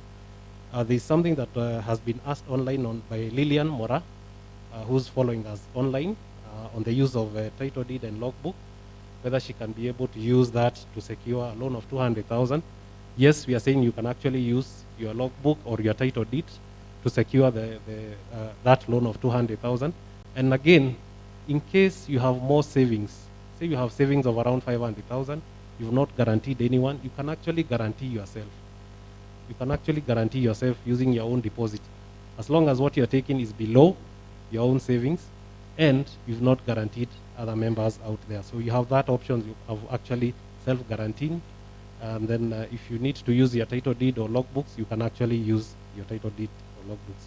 Something that we also need to know for logbooks, I think since tunajua gari kitoka kwa showroom, inakuanga imepoteza pesa. Every day gari inapoteza pesa. So it normally depreciates, si kama shamba. Land appreciates in value each and every day, depending on the developments that are taking place around that area. So for vehicles, the first case you used a vehicle to secure a loan, you have finished that loan. What if you need to do you need to take another loan, we'll be forced to value that vehicle again so that we give you an amount that is covered by that vehicle. Vehicles lose value day by day.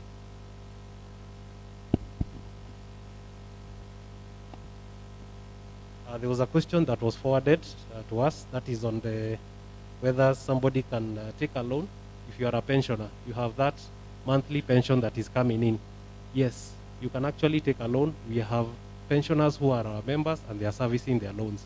We'll be able to make arrangements in terms of how your pensions can be channeled through us or through a bank standing orders. You'll be able to service your loan using your pension.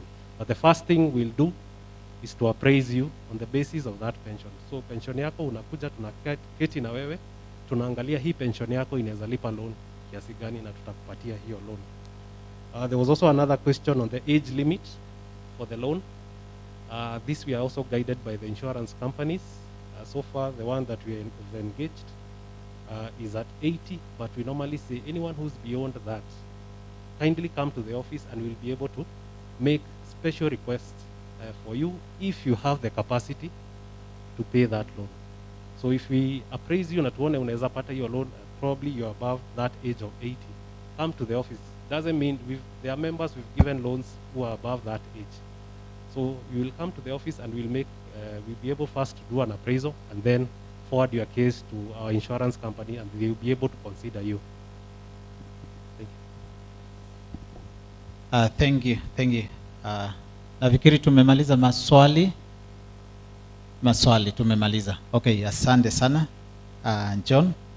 I want to give one of our board member who has just popped in 1 minute to wave and say hi to us. Pauline, please. Habari zenu members. Asante sana kwa hiyo nafasi. Mimi naitwa Pauline Kamba. Nilikuwa nimekuja lakini kuna kitu urgent nilikuwa nimetoka, lakini nafikiri MC hakuniona. Asanteni sana. Ulizeni maswali yote leo ni siku yenu. Thank you. Asante sana Pauline. Kabla tuende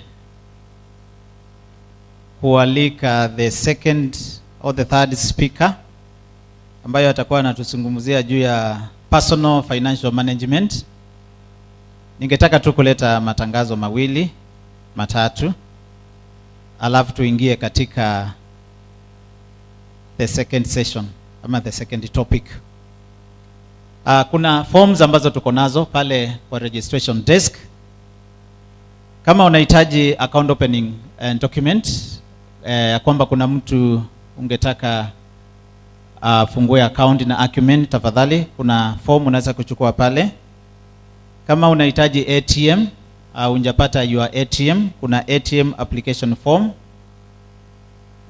Pia kuna M-banking application form kama ungetaka usajiliwe katika M-banking. Banking ni tunatumia *850#.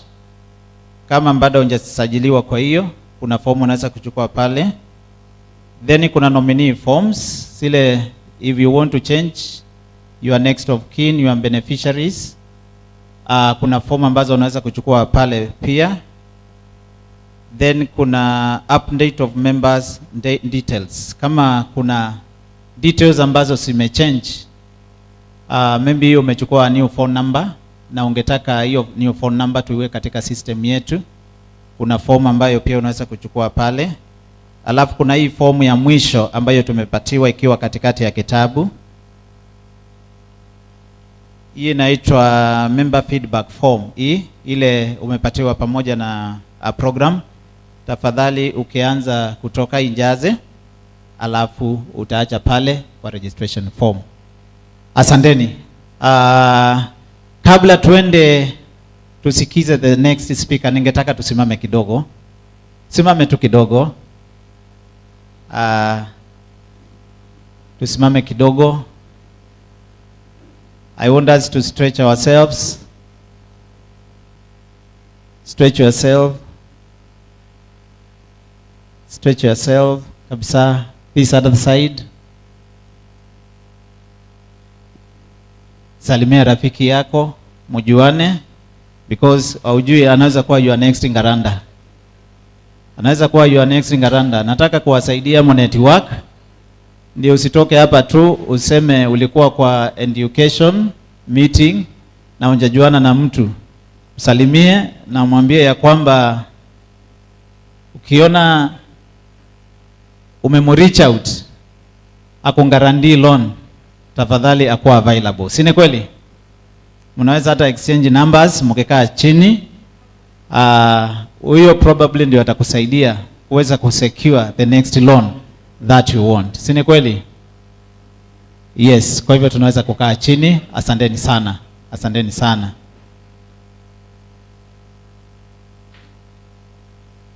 Kwa hivyo ningetaka nimwalike the third speaker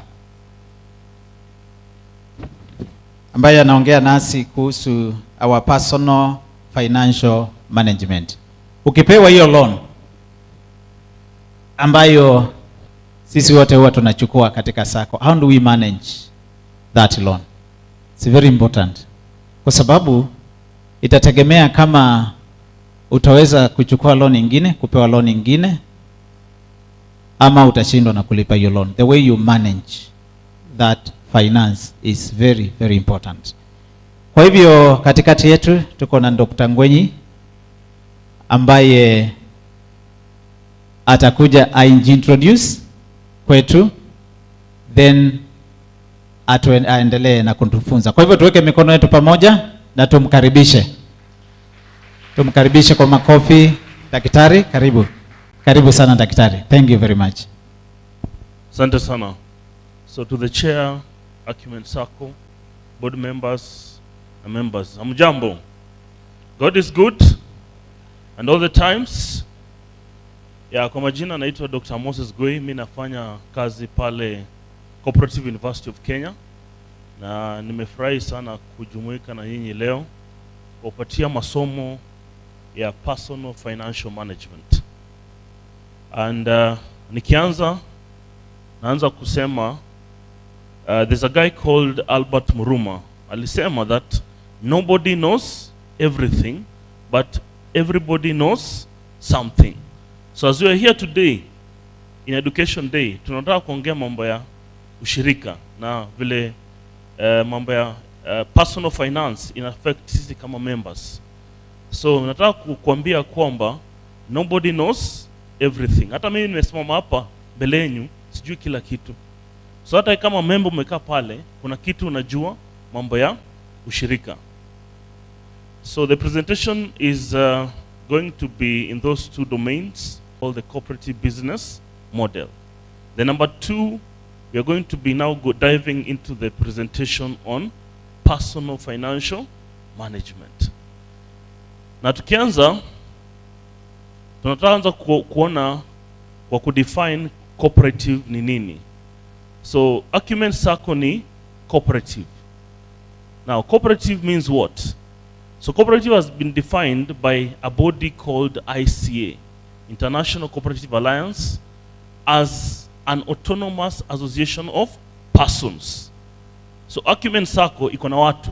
Ni watu wanakuja pamoja, and these people are not forced by any person.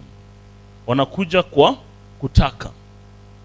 Na wanataka kukaa pamoja kwa sababu ya kuangalia mambo ya economic, social and the cultural needs and aspirations. And we as members of Acumen, we are actually owning this circle. So it's jointly owned and democratically controlled. Now, these are the true tests of a cooperative. The first thing is it member based? When a presenter was presenting something here, nilisikia mnasema mko members about, is it 2,000? Sindio? Now all these 2,000 members, are they active members? Hii ni kitu ya kwanza. Kitu ya pili, is it member owned? Kwa wale umejoin Acumen Sacco, have they contributed the share capital? Now chairman, share capital ni pesa ngapi? Share capital, sio deposit minimum. 15,000, 10,000. To 15,000. Okay. So how many of us have already contributed 10,000? Kama share capital. Kwa mikono? Very good. So that means you are a shareholder. So come the end of the year, you're going to get what? Dividends. Ndio? Then of course kuna ile pesa unatoa every month kama deposit, minimum deposit. The number 3, is it democratic? So Acumen Sacco, like the first president was talking about the governance structure. Pale juu tunasemaga that the AGM is a supreme organ. Na hapo ndo sisi wote tunakujaga pamoja kuangalia vile society yetu inaendelea. So during those AGM forums, we exercise our democratic right. So when you come to that meeting, ensure that you participate. Don't just be there. Then number 4, is it controlled by the members? So this society called Acumen is actually controlled by you. And when you read the Corp Societies Act, ile sheria inasaidia mambo ya ushirika, inasemaga that the AGM is the supreme organ. Then ya 5, does it benefit the members? So you are members of Acumen. Have you ever benefited from Acumen Sacco in terms of loaning, in terms of getting returns?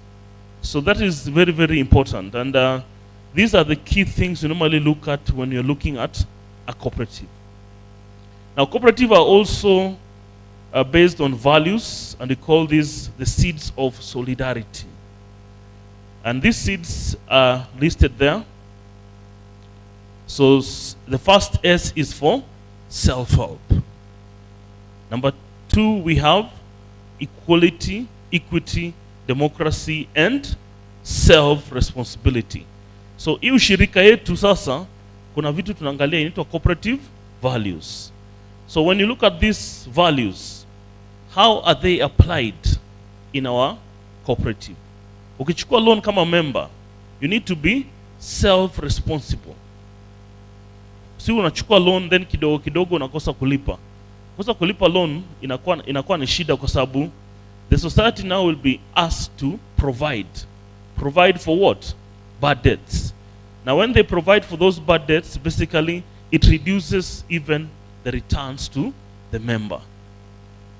So in addition to those values, we also have the ethical beliefs and in the traditions of the founders.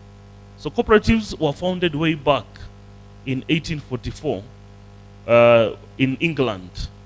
And the first founders were called the Rothschilds.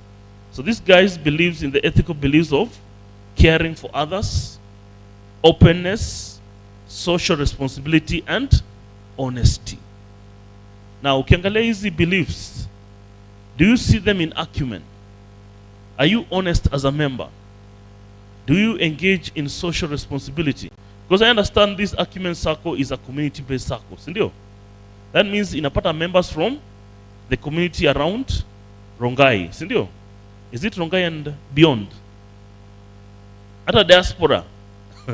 So we need to care for our members. So we need to engage in social responsibility.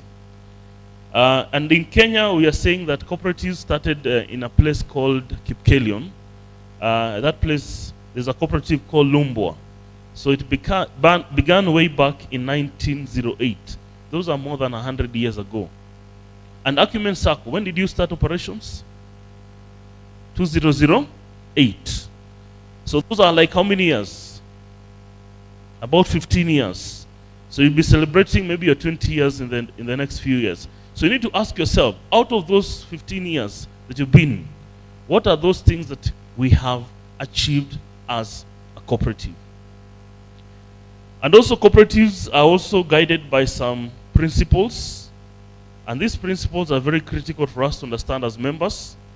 And we normally apply them as when you're managing the cooperative. So one of the principles is open and voluntary membership. Inamaanisha nini? Sisi kama members, we can actually join anytime we want the society, and also we can exit anytime we want. So it is open and voluntary. And there's no discrimination. Because I can see here, we have people from different ages. We have people, we have male, we have female. So it is open to all. Number two, democratic member control. In cooperative, this is a principle that makes us unique. We normally say, a member, it is one member, one vote. Regardless of the number of shares you have only one. Number three is member economic participation. Actually, this is a principle I like most. Member economic participation. Come on, any member of Acumen, you need to ensure that you participate economically. And you're going to be discussing more about this when you look at personal financial management. The number four is autonomy and independence. That means Acumen Sacco can own property. It can be sued. It can also sue. So it is autonomous. It's not supposed to depend on anybody. Then number five is education, training, and information. Hiyo ndio maana tuko hapa leo. Tuko kama members wa Sacco. Then cooperation among cooperatives. You're supposed to cooperate among other cooperatives. And finally, concern for the community. And since you're a community-based Sacco, this is something that we need to think about. What are we doing for the community that is around us? Because through those engaging in CSR services, basically you're able to attract more members to our society. Now, we now move into personal finance. Now, personal finance, I want to start by quoting someone here who said that you must gain control over your money, or lack of it will forever control you. So that guy was called Dave Ramsey. You must gain control over your money, or lack of it will forever control you. Now, I want us to do some personal health check. So naona kila mtu ako na kalamu na karatasi. I want you to do this. I want you to list your assets. Chukua tu kalamu na karatasi, andika your assets. What are your assets? And assets are resources that you own. And these are things which are supposed to help you in terms of what? Gaining something. Because when you say you have a car, is the car an asset? Gari ni asset. Yeah? Ni asset ama liability? Yeah, so take some time, list all your assets. Assets are what you own. Hata kama ni gari, weka gari kama asset basi. Then number 2, once you have listed all your assets, I want you to take some time also to list your liabilities. Liabilities ni nini? Are those things that you owe other people. Kama for example, loan ya Acumen, sini liability. So list that as well. Kama uko na madeni za mama mboga, pia piga list hapo. Kama uko na Fuliza, KCB M-Pesa. Now, after you do that, I want you now to think about their worth. All these things are worth something, right? So this will basically help you compute your net worth. Net worth is when you take your assets, you minus your liabilities. Now whatever you're getting, is it positive or negative? Wangapi wamepata positive? Wangapi wamepata negatives? Wangapi wajui nini wamepata? Yeah? So just take some time. I think in your free time you can do that analysis and see. So if your assets are more than your liabilities, it means you are financially free. We normally call that financial freedom. But if your assets are less than liabilities, we call that what? Financial distress. And I believe most of the time you'll find when you do this analysis, most of us will fall under financial distress. Now, these are food for thought. Now, look at this guy. Huyu jamaa kuna pesa. Assume this guy has 1 million shilling.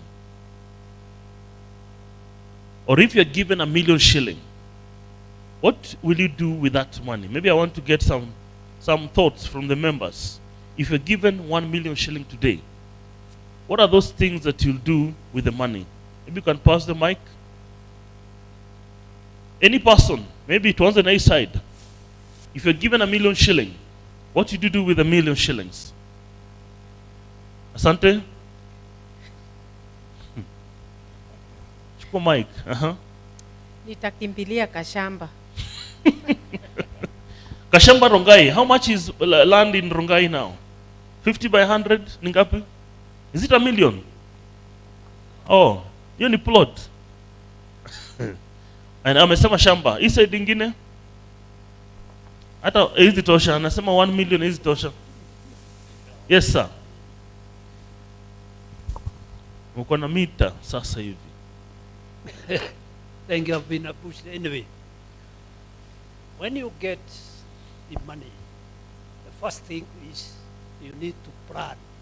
You need to plan. Because if you have no plan, you are going to misuse that money. I know some people just say, okay, I'll take 10% to the church. Fair enough. But whenever you get money, before you start using it, I think a plan is better. So you have plan. Hakuna kitu utafanya nayo. Utapiga plan, si ndio? Madam. Wapatia hapa mic. 1 million bob. I will develop my rentals. Oh, you have already land, huh? So you develop your rental property. Okay, asante. So anytime given this money, there are 3 things you do. You can either spend the money, you can either save the money, you can either invest it or even donate it. So most of the time, most of us will spend the money. Hata kudonate kwa church, anasema 10% should go to the church. 10% of 1 million is how much? Utapeleka 100,000 church. Wangapi utapeleka? So 1 million, 10% is 100,000. And that is where now honesty comes in. So when you look at money, what is your relationship with money? Is it healthy or toxic? Yeah? Wangapi their relationship is healthy when they think about money and them? Ni kama wanaendana vizuri. Kuna wengine wanaenda the opposite direction. So it is important for us to review our relationship with money. And why should you have good relationship with money? It is important because financial wellness is as important as our overall well-being. So financial wellness includes having a healthy relationship with money that makes us feel satisfied and not overly stressed. And kuna report ilifanywa in 2015 ilionyesha kuwa that one of the leading cause of stress in adult is what? Ni pesa. Si ni kweli? And that is why we are having this conversation. We don't want our members to have what? Stress. So what is personal finance? So personal finance is not an event. It is a process. It's a process of doing what? Like my brother said, planning. It's a process of planning and managing your own personal finance. And this personal finance comes from where? It comes from the income you're generating. I know most of us here are landlords. That means you're getting some rental income. Wengine wameandikwa makazi. They get what? Salary at the end of the month.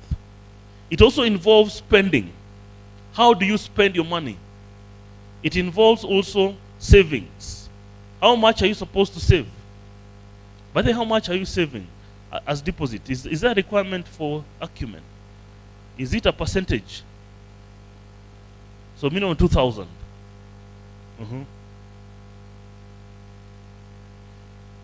It must sweet. Now I'm a member of a Sacco as well, Shirika Sacco. In our Sacco, wanasema you save 10% of, kama ni salary, 10%. Kama una earn 100,000, 10% should go towards your savings. And that is something that has really helped the Sacco because the issue of liquidity. You know that Acumen is a financial institution. Sinkweli. If they're not liquid, they'll not be able to give money to their members. So how do you build that saving culture to our members? So I think it is something that you may want to think about. So the process of managing one personal finance can be summarized in a budget. So how many of us have budgets? Show of hands. Ngapo kuna budget? Ama iko kwa kichwa? Yeah? Our budgets are in our head. You're sure? Now, this is now one thing I want us to discuss. And you're going to be looking at now the components of personal finance. And there are 8 components. And tukimaliza ndawapatia ka exam kadogo. So I hope you're taking a few notes on this. So kitu ya kwanza, when you talk about personal finance, we must look at something called the budget. Now, what is a budget? Now, there's a guy called John C. Maxwell. This guy is an author of so many books. Huyu jamaa anasema nini? That a budget is telling your money where to go instead of wondering where it. Wangapi wanakaga chini wanashangaa hii pesa nilikuwa nilienda wapi? So when you have a budget, the budget itaambia pesa yako ilienda hapa, ngine ikaenda pale. So what is a budget? So a budget is a very, very simple thing to do. So a budget is basically, you're supposed to be checking on your income vis-a-vis your expenditure. So you look at your incomes. How much are you getting from rental income? How much money am I getting from salaries? Kama uko na farm yako kidogo pale, unauza kuku. How much income are you getting from it? Then you look at your expenditure. I know most of the time you may find your expenditures are more than your income. Si ni kweli? That means what? You are living beyond your means. Sindio? If your expenditures are more than your income, that means you are now you are living beyond your means. So this is important for us to have a budget, and a budget is basically a plan for giving you the best shot of achieving your personal and financial goals. So don't hesitate to have a budget. Wengine wanasema wakiwa na budget itakata nini? How do you call this thing? Itakata starehe. Si ndio? So having a budget will not cut your fun. It will not cut fun in your life. It will basically now show you how your money is going. So it's a conscious allocation of funds. How much money goes to rent? How much money goes to entertainment? How much money goes to education? And so on and so forth. So it is important for us to have budgets. So those who don't have budgets, and I know the majority of them are here, these are the steps you need to follow. So the first thing is determine your income levels. So ask yourself, how much income am I getting from the different sources of income that I have? The second step, you track your expenses. And this could be on a weekly or monthly basis. Tracking your expenses. Then you need to categorize your expenses, and the expense can be categorized in terms of fixed expense and variable expense. So fixed expense ni vitu kama gani? Ni kama rent. Si rent ni fixed. Yamaanisha every month you're supposed to pay a fixed amount in terms of rent. Unless landlord wako apandishe rent, all the time the rent will be fixed. Now, the other expenses which are variable, things like electricity, water, those are variable expenses. So you need to categorize your expenses. Then number 4, you need to now allocate your income to those various expenditures. How much money goes towards your rent? How much money goes towards your utilities and so on and so forth. Then number 5, you need to set some financial goals. And I'll give you a small test that will help you now how to set your financial goals. Then on a regular basis, you need to be reviewing and adjusting your budget on a regular basis. Now, allow me to speak into number 5, setting your financial goals. Now, I want you to do this. Nataka uchore a straight line in your book. Just draw a straight line. Now, that line is you. So that line is called the lifeline. So penye umeanza kuchora line, you place it point A. Weka point A. Then penye line inaishia, weka Z. Tumechora your line, si ndio? So that is your life. So I want you to indicate the date of your birth. Ile siku ulizaliwa. So unajua ile siku ulizaliwa? Date of your birth? Mine was 21st November 1983. You know yours.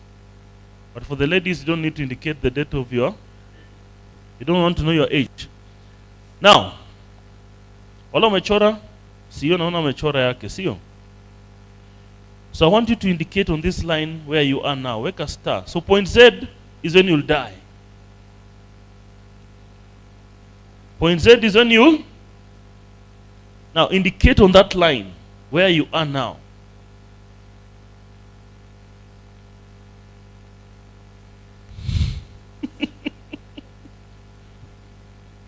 Now, angalia mwenzako. Now, most of us, I can see we don't want to die. Si ndio? Umeka karibu na point A. Si ni kweli? Like my friend here, Charlo, ndiye ameanza maisha sasa. Now, from point A to X, that is your past. Andika past. Can you change your past? Can't change your past. From point X to Z is what? Can you change your future? Yes. Now I want you to take some time. List for me like 5 things you've achieved so far. From point A to point X. Andika to your achievement very quickly. Your achievements. You're married. So marriage is an achievement, huh? You went to school, sindio? And if you give an opportunity, you may find somebody asema alingia primary school in 19 whatever, sindio? Akaenda shule, like CEO, ulisoma shule gani? Primary? It's a hard name. So indicate your what? what you have achieved so far from point A to point X. Now you'll find that most of us will capture marriage life, they capture education, watasema kuna watoto, wanawapeleka university, si ndio? Those are things that you'll say, si ndio? Now from point X to Z, it is your future. Now do you have a plan for your future? For example, if you ask yourself, in terms of finances, how much money do you want to have in the next 5 years? Have you ever thought about that? So I want you to take a few minutes as well to write your what you expect to achieve before you die. Just take a few minutes to check on that. Unasema nini?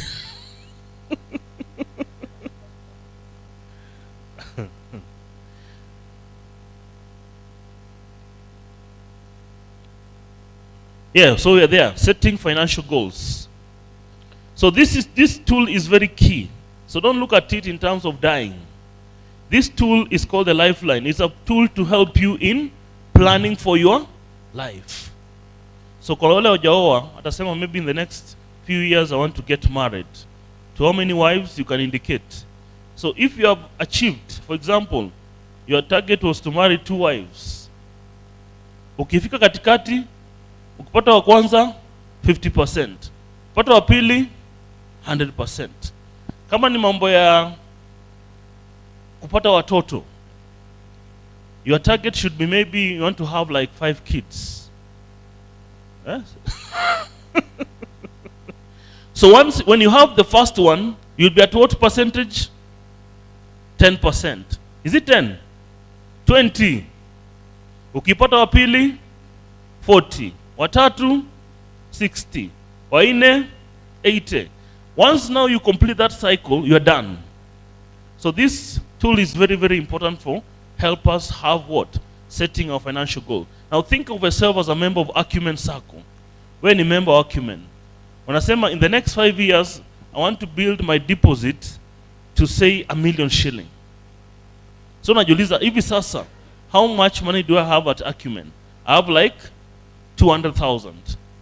That means you have a gap of 800,000.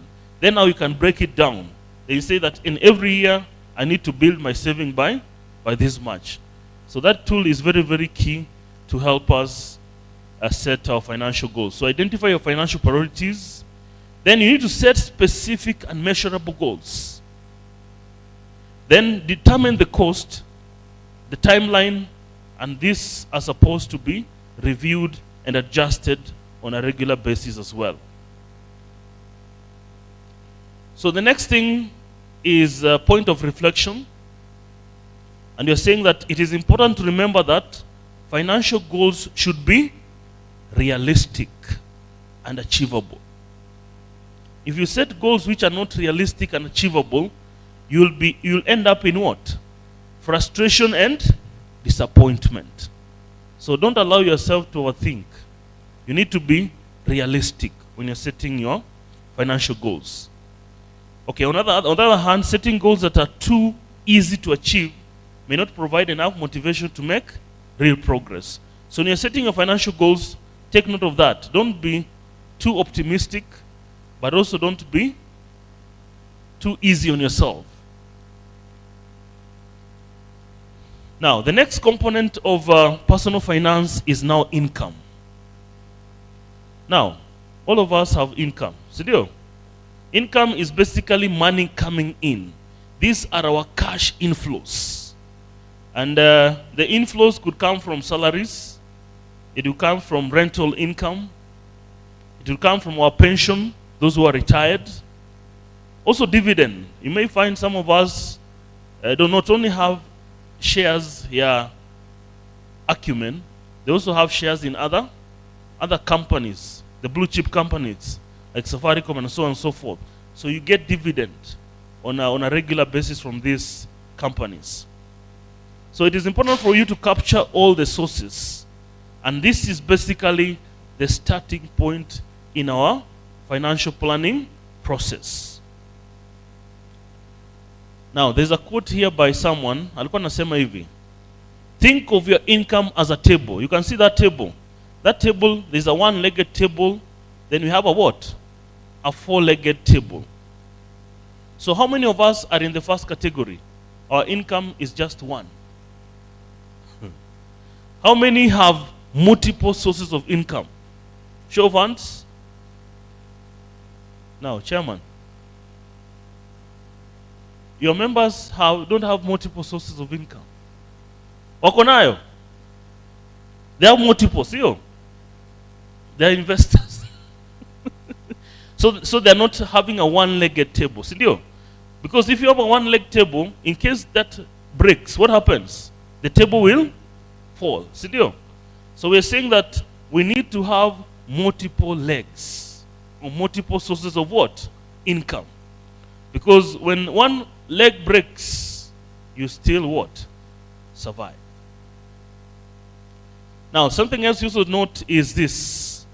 You are trying to weigh between money and what? Time. What are we saying? The biggest difference between money and time is what? You always know how much money you have, but you never know how much time you. So I've seen people dying. They die and they have millions in the bank. So we need to strike a balance between what? The money we have and the time that we are having. Yes, so the next component of the personal finance is spending. How are we spending our money? And spending is basically money going out. So spending includes all types of expenses. The individual incurs when you're buying goods.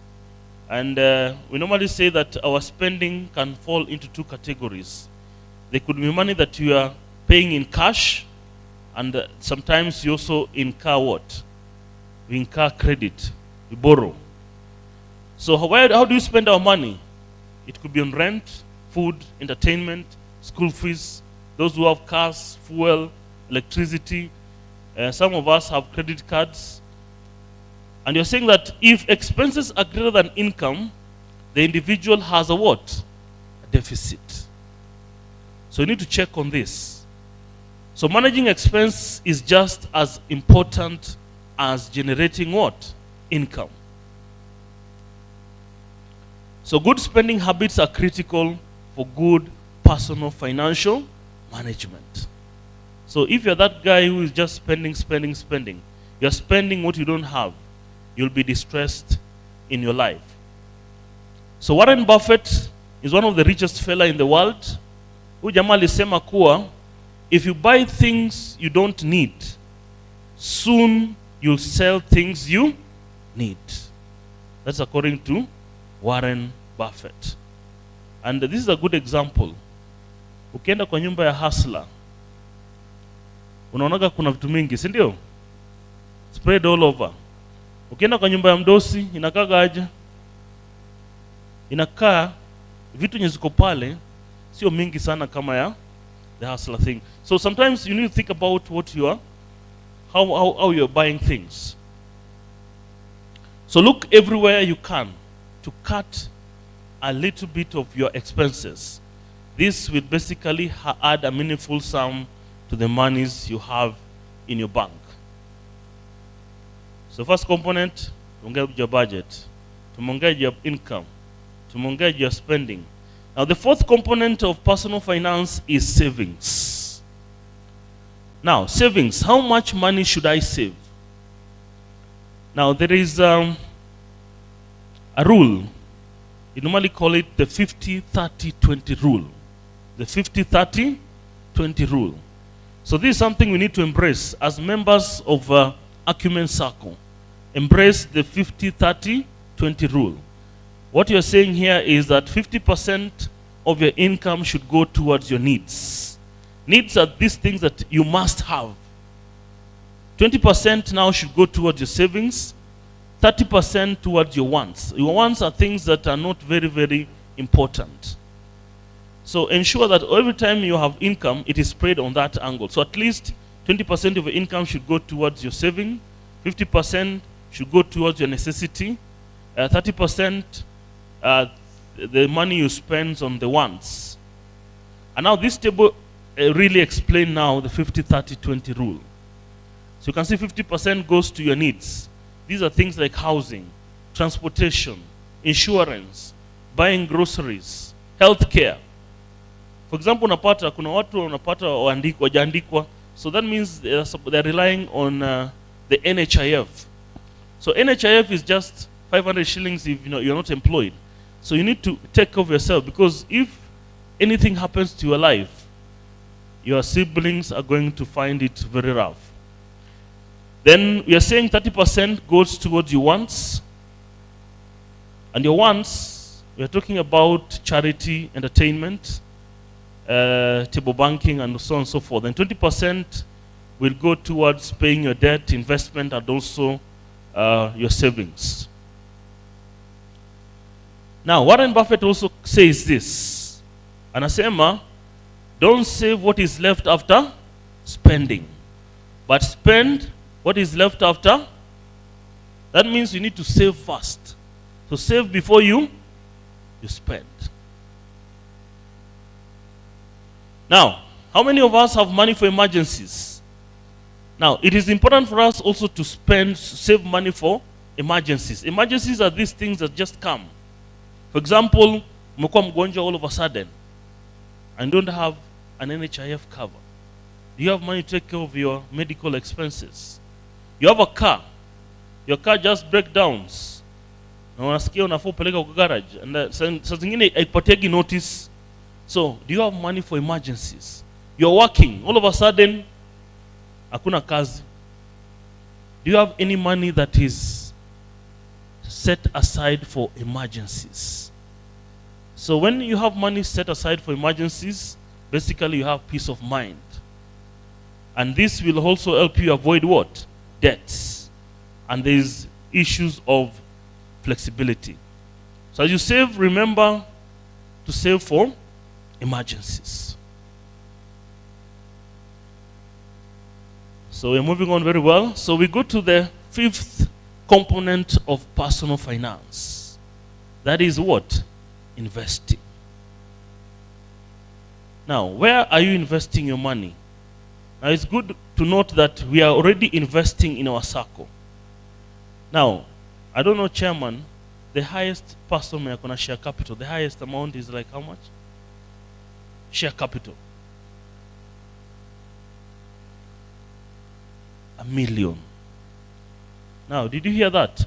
There are members who are approaching what? 1 million in what? Share capital.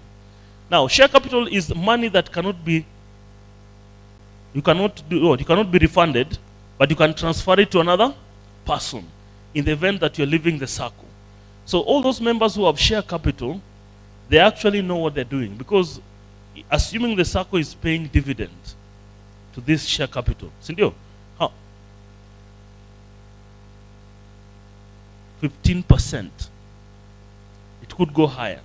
Do you know in 8 years utakuwa umerudisha 1 million yako na bado hiyo 1 million iko kwa Sacco? If you do your math properly, you need to think about putting more in share capital. And share capital, it is the money that the Sacco will use to lend to other people. Actually, it is an internal source of financing for the Sacco. So if you do your mathematics properly, you need to think about where do you place your investment. And when you invest in assets, you expect to get a return. And like the chair is saying, the Sacco has a dividend policy. And they have set the dividend at 15%. 15% of 1 million is how much? 150,000. Ukitoa withholding tax here 5%, you'll end up with about 140, 130. Piga hesabu yako. 1 million divided by that. You'll simply see it is less than 6-7 years. Your money is back. And you are going to still be earning from that share capital. And as you invest, note that there are risks. Now, most of the time, most of us are risk averse. We don't like taking risks. So as you invest, look at your appetite. What is your risk appetite? Are you that person who his appetite is very big or very small, or it's neutral? So where should you invest? One I've already said, shares ya Sacco. You can also invest in government bonds. Government bonds, these are actually very secure. We normally call it risk-free. I don't know how many of us have invested in this. And I can see real estate. Now, Acumen Sacco is a Sacco that was initially started by the landlord. See, that means real estate is the in thing. So you have land. This land has not been developed. You can actually develop it because the demand for housing is very, very high. We can't even sustain it. And that's why the government is also coming in. So investment is the most complicated area of personal finance, and is one of the areas where people get the most, you need to get most professional advice. And you can see now you're talking with the experts. I'm telling you to invest in shares.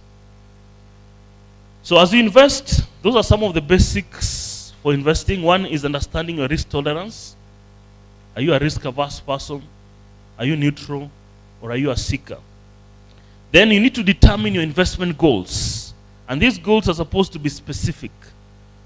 For example, I say for yourself, I'm saving so that I purchase a home for myself. I'm saving for retirement. And I'm going to be speaking into retirement in the next few minutes.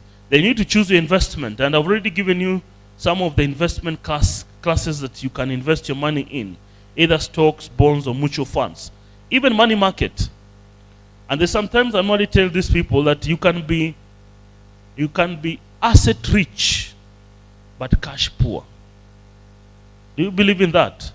You can be asset rich, but you are cash poor. So you need to ensure that you also have money, you balance, so that you have money to take care of your needs. So that you don't say you have land and you can't even take yourself to an hospital when you get sick. Then you're saying on a regular basis, you need to monitor your investments. And the beauty with the Sacco, you normally given statements, isn't Chairman? They are given on a regular basis. And also when you invest in things like money market, you may find sometimes you have excess money. Hii pesa badala ukae nao kwa nyumba yako ama uweke kwa shimo, like most of us normally do, you can place it in a place that will make it earn. So I'll give you the materials so that you read in depth. How do you create an investment plan? We are saying this, you need to have, you determine your investment goals, you assess your risk tolerance, you set your investment budget, how much money are you budgeting for investment, then choose your investment carefully. Then you need to have a time frame. All these things, like I said, you don't have much time, but you know how much money you have in your bank. So that means time is of essence as you invest. Then of course, as an individual, you need to have your own investment strategy. Like I want to believe the Sacco has an investment policy. Now, most of the time, we think about the Sacco. We don't think about ourselves. What is that investment strategy that you have? And then finally, how do you monitor your investment? And they need to be monitored on a regular basis. Now, I've just given you some of the yields that you may get from the various investment classification. So if your land is just bare, you can see the return is very, very minimal. But when you look at real estate, you can see it's about 8 to 9%. Now you guys are in the real estate field. I don't know whether that is the real picture. It is 8 to 9%. Treasury bills is between 7 to 9.5. Treasury bonds, 11 to 14%. Now, Acumen Sacco, you have seen, this chairman has just said, when you take up the share, the capital, share capital, it is 15%. And you can see it is actually the highest. So when you look at your investment classes, I encourage us to invest in the shares of the Sacco. So looking at that, we normally say that you need to balance your long-term assets and short-term assets. And I already said this, you can be asset rich, but cash poor. So don't have all those assets. You need to balance between the current and the non-current assets, so that you don't get yourself in a situation where your asset rich and your cash poor. And as somebody says, don't put all your eggs in one basket. And that's why we're presenting to you a pool of where you can invest your money in. So the next component of personal finance is protection. Now, protection basically involves what? Involves having an insurance cover for yourself. And I think there's something you're presenting about insurance. Your members are insured, isn't it? So in the event they are not there, the insurance can basically cover. So one thing I want to encourage us is we need to protect our family by having a life insurance cover. So this cover is supposed to help you in the event that you're not there. Your family will not suffer. And this also goes to the people who are in that category where now they're already retired. You need to get yourself a health insurance cover, because most of the time the money we spend on health is normally very, very high. Number two, we need to protect our assets. Asset protection. Most of us here may be having manyumba, sindio? Hizi manyumba mko nazo, are they protected? In the event there is fire and you are only depending on that as your source of income, are you going to be at pain? Sutaisha, sindio? So think about securing those assets. Those who have cars already have taken a motor vehicle insurance cover, but they forget to take care of their properties. So it is important for us to think about protecting our assets so that in case anything happens to them, they are taken care of, because they are a source of income for ourselves. Yeah, so the last component, the second last component is debt. How do you manage your debts? And the Sacco here, I think, has a variety of loans they're giving, from normal loan to emergencies to school fees. How do you manage your debt? So debt can be classified in those three categories. There's personal loans, and these are loans which we are not normally secured, but most of our loans are secured by deposit and also title deeds and all that. So these loans are supposed to be paid up. So any person who takes loans, they must ensure that the loans are paid up. And if you default a loan, it's normally costly for the Sacco. And that cost normally goes back to you, because when you want to get your dividend and the loans have been defaulted, the Sacco is supposed to provide for those bad debts. So when you have any debts, make sure that they are paid as quickly as possible, and they should not be defaulted in any way. Now, the last component I want to talk about on personal finance is on retirement. So when is the right time to retire? Now, those who are employed, when is the right time to retire? At 60? Is it 60 years? Those who are employed.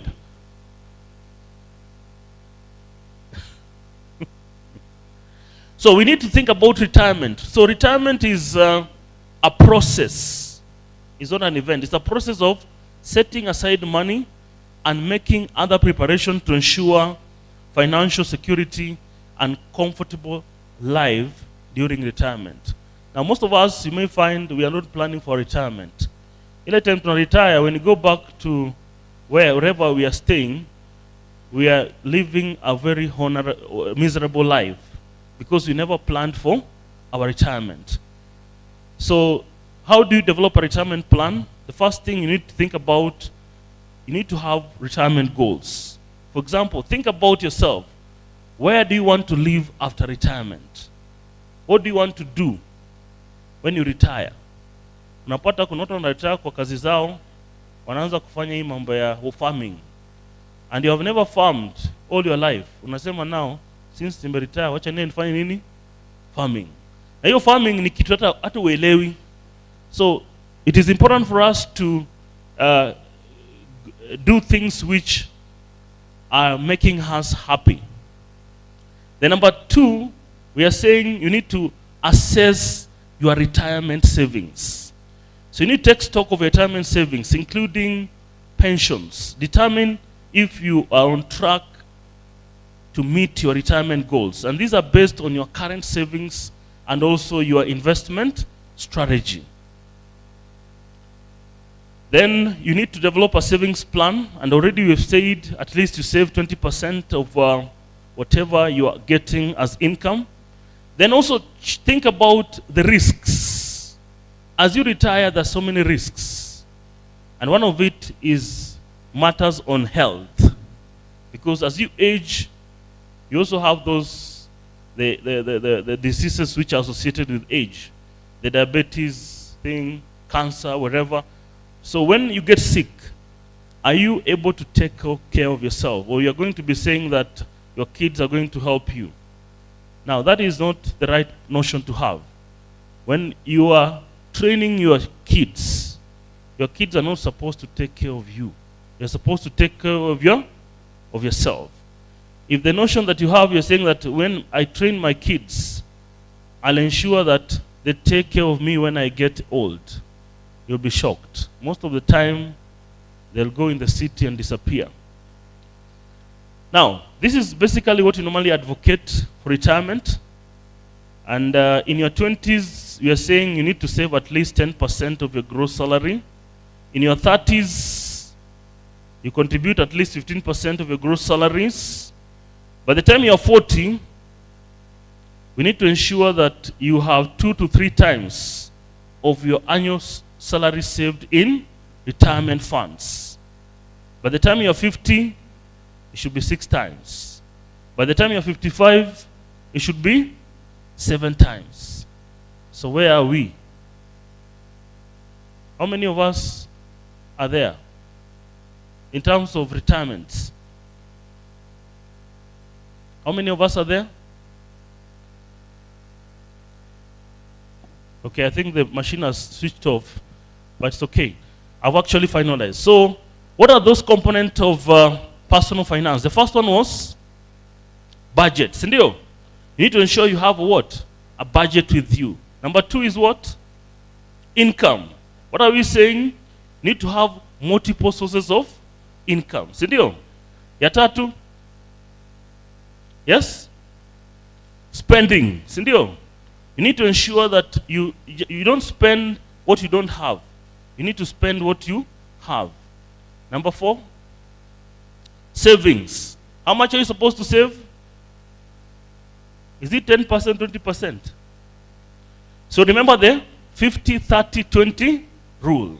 So 50% would go towards your needs, 30% to your wants, and 20% to your savings. Ya tano, investment. Where should you invest as members? Shares ya wapi? Ya Acumen. The return is at 15%. The 6th thing is, yes? Protection. If you have an asset, you need to ensure that your assets are protected. And protection is not only your asset, but also your what? Your family. Sindio? Okay, the other component of personal finance? Yes? Debt. What have you said on debt? You need to pay them as quickly as possible. Because if you default and the Sacco is called upon to take care of it, they're normally supposed to provide. And these provisions are normally very, very expensive. Another component, the last one was on retirement. So think about your retirement. Where do you want to live when you're retiring? What kind of lifestyle are you going to lead when you retire? So with those remarks, I want to return back the mic to the chair. Thank you very much. Thank you very much, Daktari. Tumuongezee makofi mengine. I think we are getting something. Are we? Si tunapata kitu. Mimi hata kama hakuna kitu kingine nitapata kwa hii training ya leo, nitakumbuka hiyo mstari nimechola. Nimesema niko hapa kwa hapo hivi. Si ni kweli?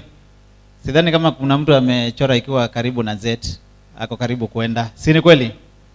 I think we are going on well. Nataka tuangalie the next item. Kuna questions? Kuna questions? Maswali? Wakati wa maswali kabla tuende to the next item. Maswali about personal financial management. Yes, hapa kuna chair. Chair anataka kuuliza swali hapa. Daktari, asante sana for your presentation. I would wish you can take a minute to speak about cryptos and gambling. Are they an investment? Yeah, a good one. Including the one ile tulikuwa tunaskaniwa macho. Yes. Oh yes. Tafadhali daktari. Thank you very much. Now gambling is not investing. Wala wanafanya masport pesa wherever, that is not investing. Investment takes time. Most of those things are pyramid schemes. So you need to take note that we don't engage in such kind of, even hiyo mambo kuskaniwa macho, those are pyramid schemes. Thank you. Thank you, thank you. Thank you. Tumesikia. We do clean business, and we save in areas where we can get our money back. I remember when he talks of pyramid schemes, I remember Ndesi. When Ndesi came to be, as we wait for more questions, I was working in a bank as a teller. And in that bank was one of the bank, Ndesi had opened an account. Na watu walikuwa wana queue as early as 8. Before tufungue, tulikuwa tunapata laini already almost some 100 meters away. Wanangojea tufungue waweke pesa. What happened after it collapsed? So many people lost their livelihood. Others lost their lives. Others, it was devastating. Kwa hivyo tafadhali tuweke pesa in areas where we know we can get back. We do clean business. There is no money that comes so easy. We have to work for it. Si ni kweli? Kuna swali. Hiyo topic imekuwa ni ngumu sana. Imekuwa ni ngumu kama academic, ni kama academia. Maswali yako, personal finance, how to manage our finances, yes. Pauline, tafadhali.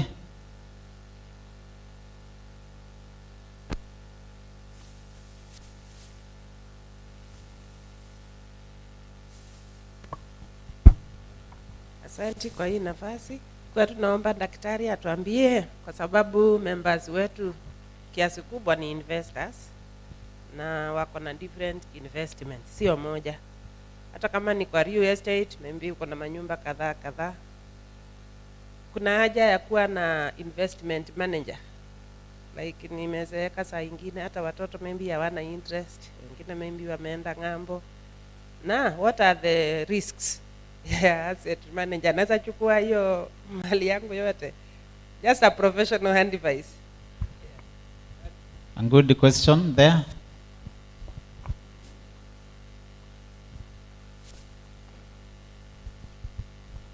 Yeah, thank you, Pauline. So I think it is important. You know, most of the time, like I said, investment is the most complex. Out of those 9 components that you have discussed on personal finance, investment is the most complex. So if you're not an expert, there's no harm in engaging a property manager. Sindio? But of course, when you are delegating that role to them, you need to maintain some control.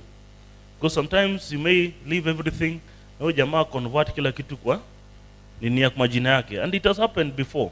Now those guys who unapatia property manager, manage property on your behalf. Then kidogo akisikia umeenda, na watoto wako hawajui kitu yote, ana convert hizo property kwa majina yake. So as we delegate that role to the property manager, we need to maintain some controls. But since they are experts, they can actually help you, because you may not be an expert in that area, but you are an investor and you're provided what? Capital. So it is good to engage professional. But you as an investor, you maintain the control. Thank you. Asante, asante sana. Nafikiri tumejibiwa. Kuna swali naona iko pale.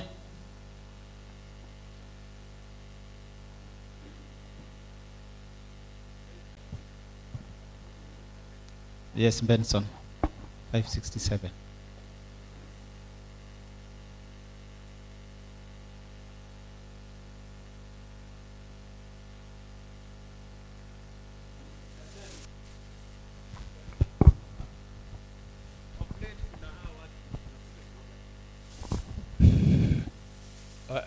They are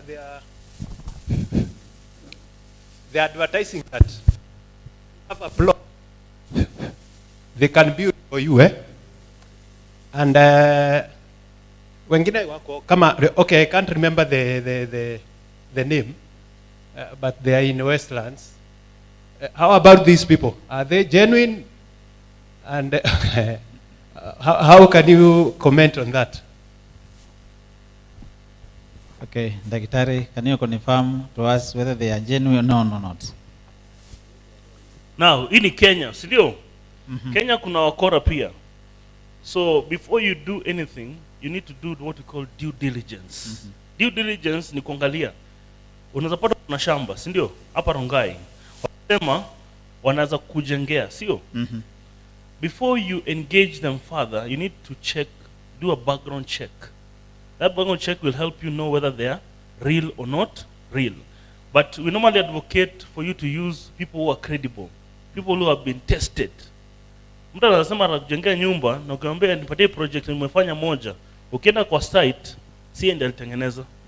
So it is good to do due diligence, because outside here they are conmen, and conmen are there because hata hapa Rongai unaweza pata wako. So due diligence is critical. Thank you. Asante sana, Daktari. Good. Kwa hivyo to another, yes, there is another question there. Another question. Yeah. David Wero again, number 320. Tuko na hii mambo nayo government yetu imetuletea, na daktari umetuambia hii ni Kenya na Kenya iko na wakora pia. So I am asking about this ownership ya nyumba za serikali. Can we call it an investment? And doctor, what can you say about that thing? Juu watu wengi ni kama wameipiga na wengine wako at its site. What can you say about it? Do you invest in that way? Daktari, affordable housing. Yeah, thank you. Boma yangu. Sinayo inaitwa boma yangu. Yeah, I think that one, it is the government trying to bridge the gap, because they have realized that the demand for housing, we can't even meet on our own. So I think it is important sometimes when the government says something, we support the government of the day. Because, I don't know, those who are employed, they're going to challenge. Because hao watakatwa, si ndio? Wala wafanyi kazi. How will the government recover the housing levy from them? So I think it is a burden to the employees, even a burden to Acumen Sacco, because you also need to match. So nakatwa 1.5%, then the Sacco also need to match. Hii pesa mko nayo. So it is important for us to see, because I think the government is trying to mobilize savings from the public. Then they do what? They engage now private developers, because the government has land, because the cost of land in Kenya is normally very, very expensive. It's not like in Tanzania. In Tanzania, land is owned by the government. In Kenya now, we own the land. So when you want to build, the cost of land alone, unapata ni kama a lot of money. So what if the government now was to collect this money from the public, then they give land to the private developers for free. The cost of land, the cost of the property will automatically come down. So I think that is the thinking of the government. They want to help people have affordable houses. But to me, what is affordable housing? Is 3 million affordable? Is it 5 million? Is it 10 million? I think affordable to me is a relative term. And it can be reviewed on a regular basis based on the countries that you're in. Thank you. Asante. Asante. Na kuna swali nyingine hapa.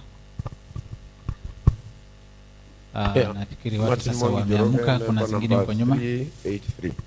Sorry? Martin Mwangi. Martin Mwangi. Yeah, member number 383. Kindly, Daktari, can you explain the role of a trustee when it comes to investments and succession also? According to my thinking, trustee normally comes when, for example, you are not in you're in a welfare society, for example. Sindio? So a welfare society cannot own property. So normally engage a trustee to manage. So trustee is supposed to oversee the property of maybe the welfare society. So its role is basically running the show. You are going to be on the back space. So that is what I think a trustee is supposed to do. It's supposed to basically oversee the operations of a project on behalf of the client. It's like an agent. You know, in a relationship, there's a principal-agent relationship. So the principals are the bosses. The agents are supposed to work on behalf of the principal. So their role is that the relationship should be principal-agent relationship. Thank you. Asante. Acha tuchukue nyingine moja pale, alafu tutaenda to the next and the last topic.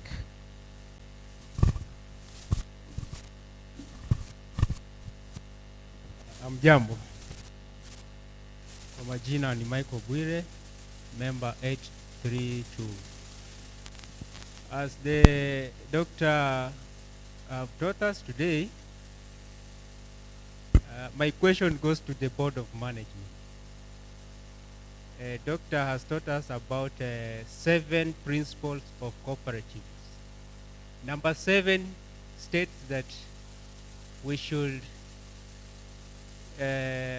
operate concerned to the community, or we have to return to the community. Now for the management, which plan do we have to return to the community? It is also a way of advertising our society.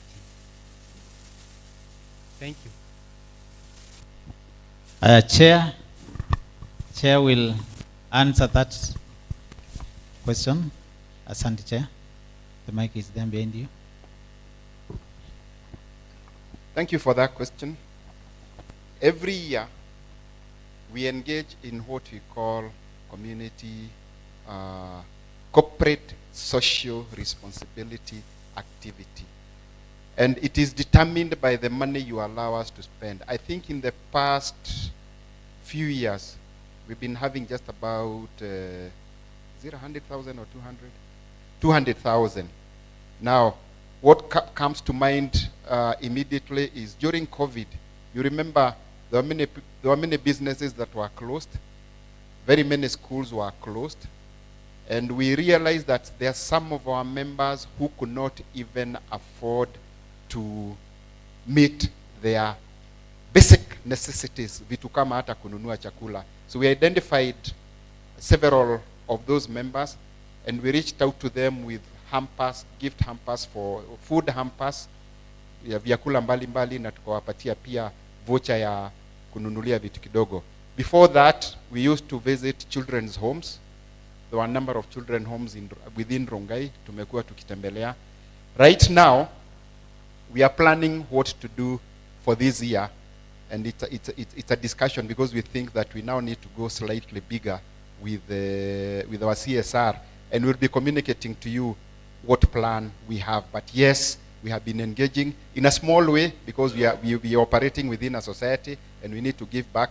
But we are thinking of what next to do, and we'll be coming back to you for ideas on what you think we should do, as we also publicize our society. Thank you. Thank you very much. Chair, I think that question is answered. Mkono wa mwisho pale nyuma. Pale nyuma.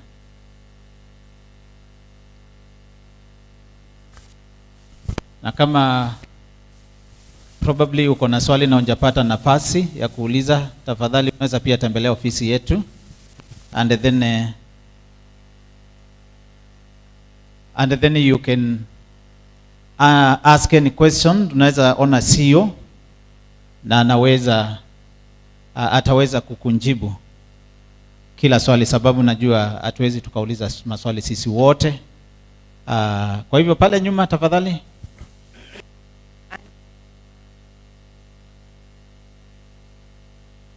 The speaker, the doctor, in my opinion, he's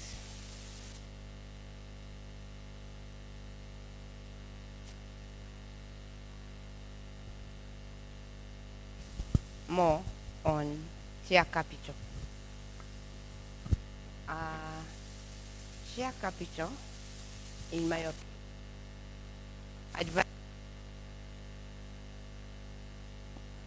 one, if I invest in share capital and my share capital is something like 500,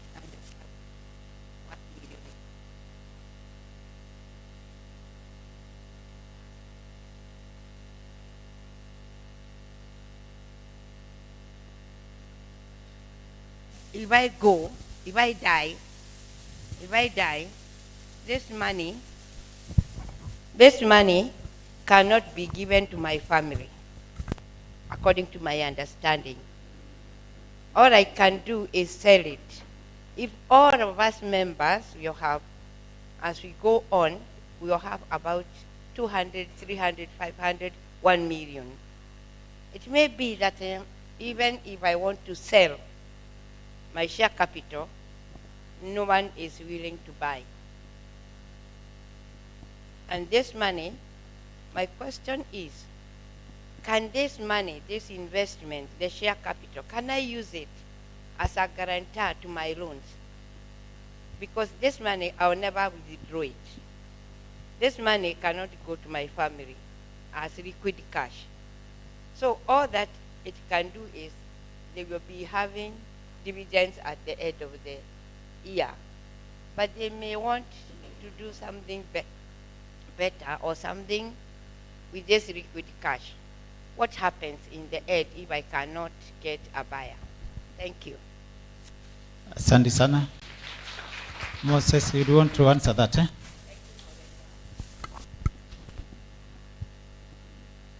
So, thank you, Madam Anne Laveru, for that question on the share capital and what happens when a member passes on. One of the things that we were speaking earlier is about declaration of your beneficiaries. That being the first point. So that money has not haijapotea. That money will automatically move to your beneficiaries. What happens? The law has put a restriction on the use of share capital to secure loans. Share capital forms the basic, the capital of the society. So that money cannot leave the society and it cannot be assigned, it cannot be attached to any loan. So what happens in case as a member you pass on, it will move to your nominated or your beneficiary, your declared beneficiary. Then that beneficiary is at liberty to sell off that, to dispose those shares to an existing member of the society or to a member who is coming into the society.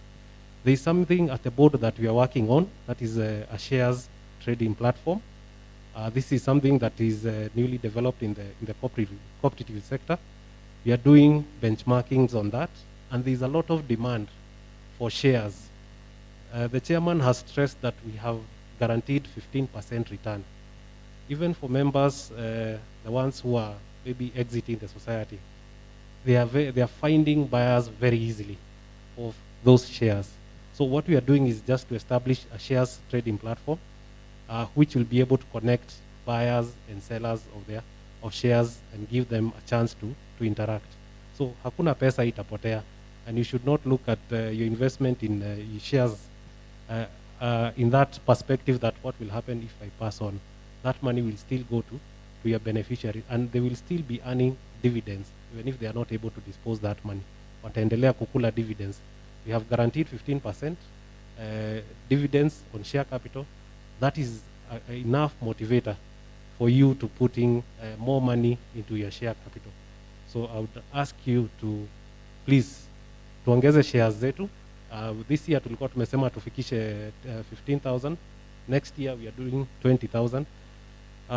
You are at liberty. That is mean the minimum. You are at liberty to do 100, 200 or 300. Look at the investment in terms of, look at the returns that you will be getting. So the investment in shares is a worthy investment if you look at the returns that are there. Thank you. So thank you very much.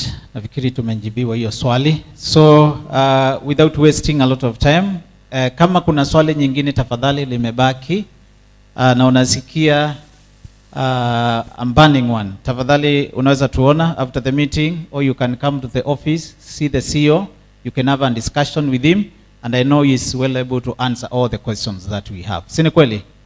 Now I would want to invite our chair for the next session. Si tusimame invite the chair for the next session. Tusimame to invite the chair for the next topic so that he can take us through. Karibu sana chair. Karibu sana.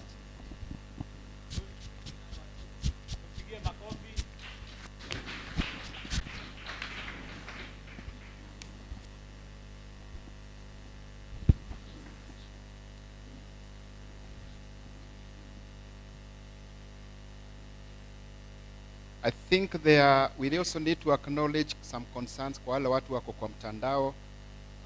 Somebody is asking what is the plan for the Sacco growing trees as directed by the president?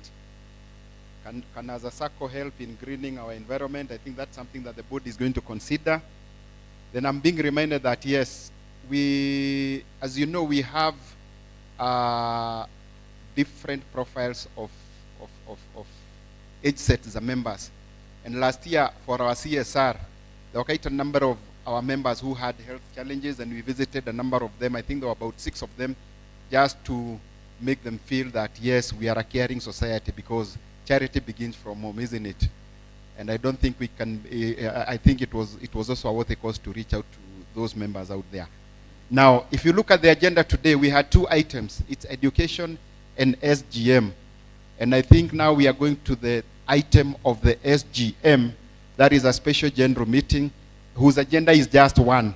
And for that particular one, because we have the government official here, I'll hand over the responsibility, because I think she's the one who is going to guide us through that next item of the special general meeting. And the key thing is the amendment of the bylaws. Madam Angela, karibu.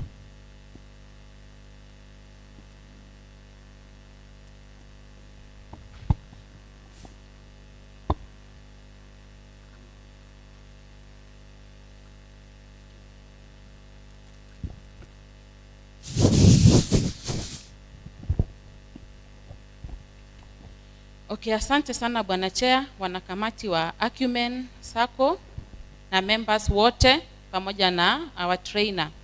Naitwa Angela Malesi, tunafanya kazi katika ofisi ya Cooperatives Kajiado North Sub County. Sisi ndio tumesimamia eneo hili la Kajiado North Sub County. Kazi yetu kubwa ni kusaidia societies, cooperative societies kuregister na kuwaelekeza katika kushika sheria kadha wa kadha.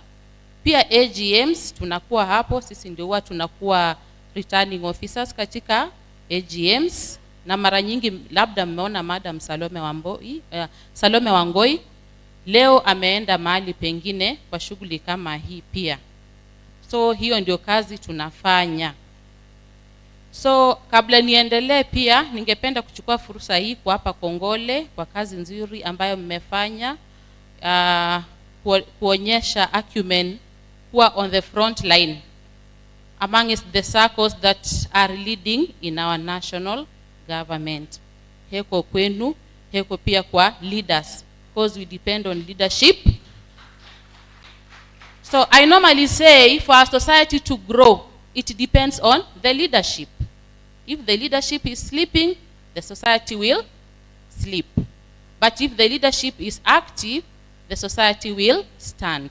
So we congratulate our leaders for the good work. Katika siku ya leo sisi kama cooperative societies tuko na sheria. We are guided by the Cooperative Society Act, na hiyo ndio huwa inatuongoza. We don't allow people to do their own things. Lazima tutii sheria ili watu wasifanye mambo kando na sheria. Lakini hizo sheria pia kuna vipengele ambazo labda wakati mwingine ikifika mahali fulani zinaweza badilishwa kidogo kidogo, but not the whole constitution. So kulingana na chenye society inafanya ama penye society imefikia, inaruhusiwa kwamba kama kuna vipengele ambazo zinaweza badilishwa kidogo tu ama kuongezwa vitu kidogo kidogo ambayo itakuwa na manufaa kwa society, inakubalika. So siku ya leo kuna vipengele kadhaa ambazo zitafanyiwa mabadiliko, na members mtasomewa na mtasikiza na mtapitiza hizo vipengele, na tutachukua idadi ya members. Tutaipigia kura, hiyo lazima. Tutachukua idadi ya members ambayo wameona kwamba hizo sections zinafaa zibadilishwe ama adjustments hizo zinastahili. Kwa hivyo nitamuita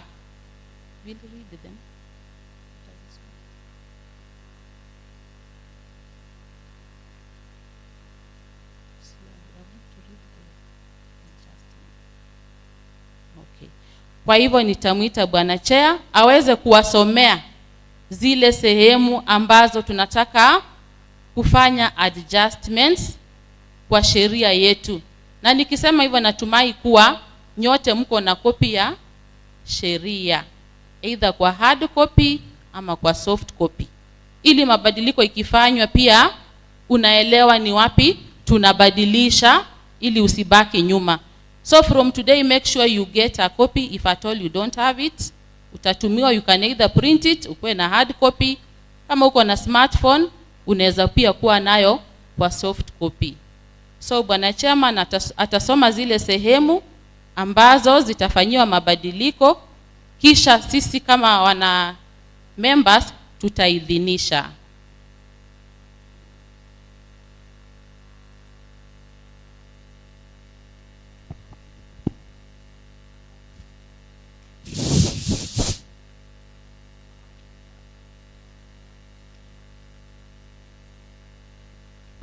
Asante sana Madam Angela. Now I take you back to 2022. 2022 ni mwaka jana. At an AGM like this one, at a members general meeting, at the annual general meeting, it was sometime in February, where mulitupatia idhini ya kufanyia kanuni zetu mabadiliko kulingana na mabadiliko ambayo yametokea mwanzo katika registration yetu.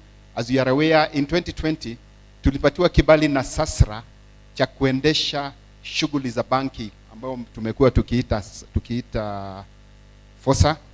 You are allowed to take deposits and run current accounts and savings accounts.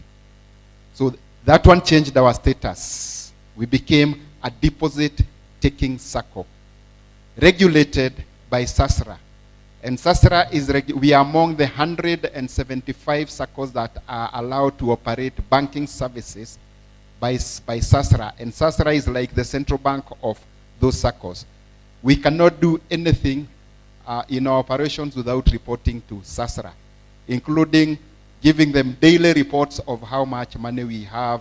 We have to give every month how many loans we have given, kama ni directors wamechukua pesa ngapi, na safeguards kama hizo. Haja ya SASRA ni kulinda maslahi ya members, and that is why our SASRA changes. And of course, since we we passed the last bylaws. I think that was in 2014. Was it 2004? They are very old. I think it is 2014. Is about 10 years ago.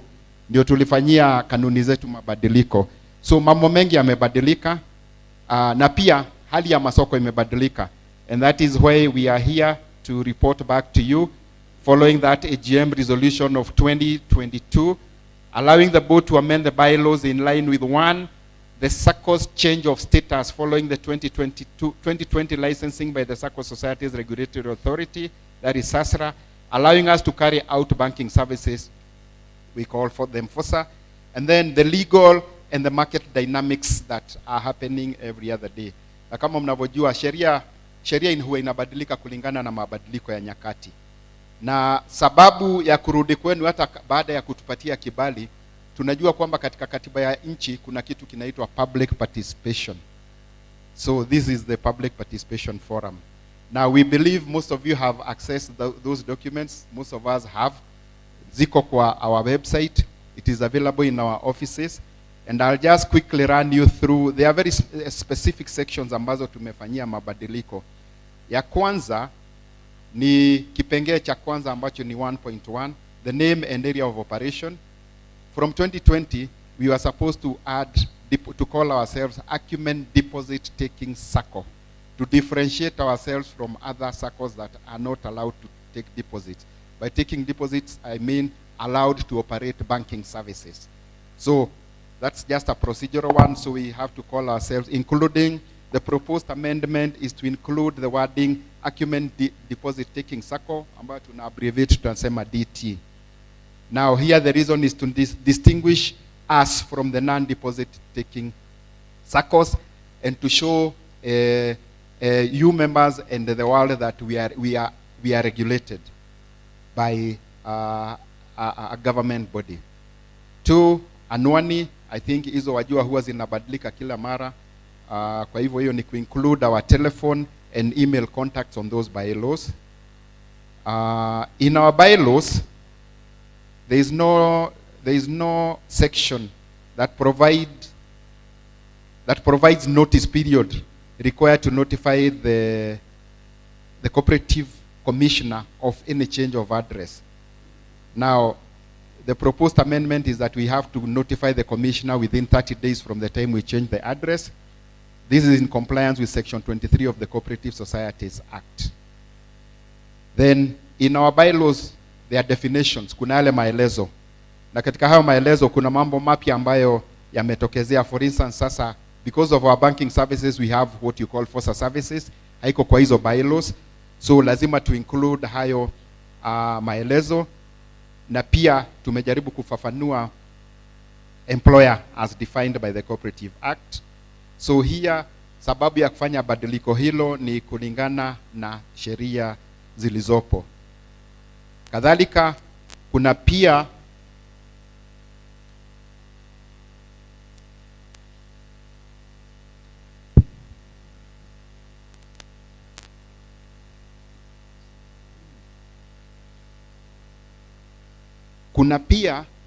mabadiliko katika malengo yetu. And one of the objectives is that our current bylaws don't recognize that we are having banking services, that is the FOSA services. So we need to include that new line of business in the bylaws, and also harmonize, because every 5 years we do a strategic plan to guide our business operations.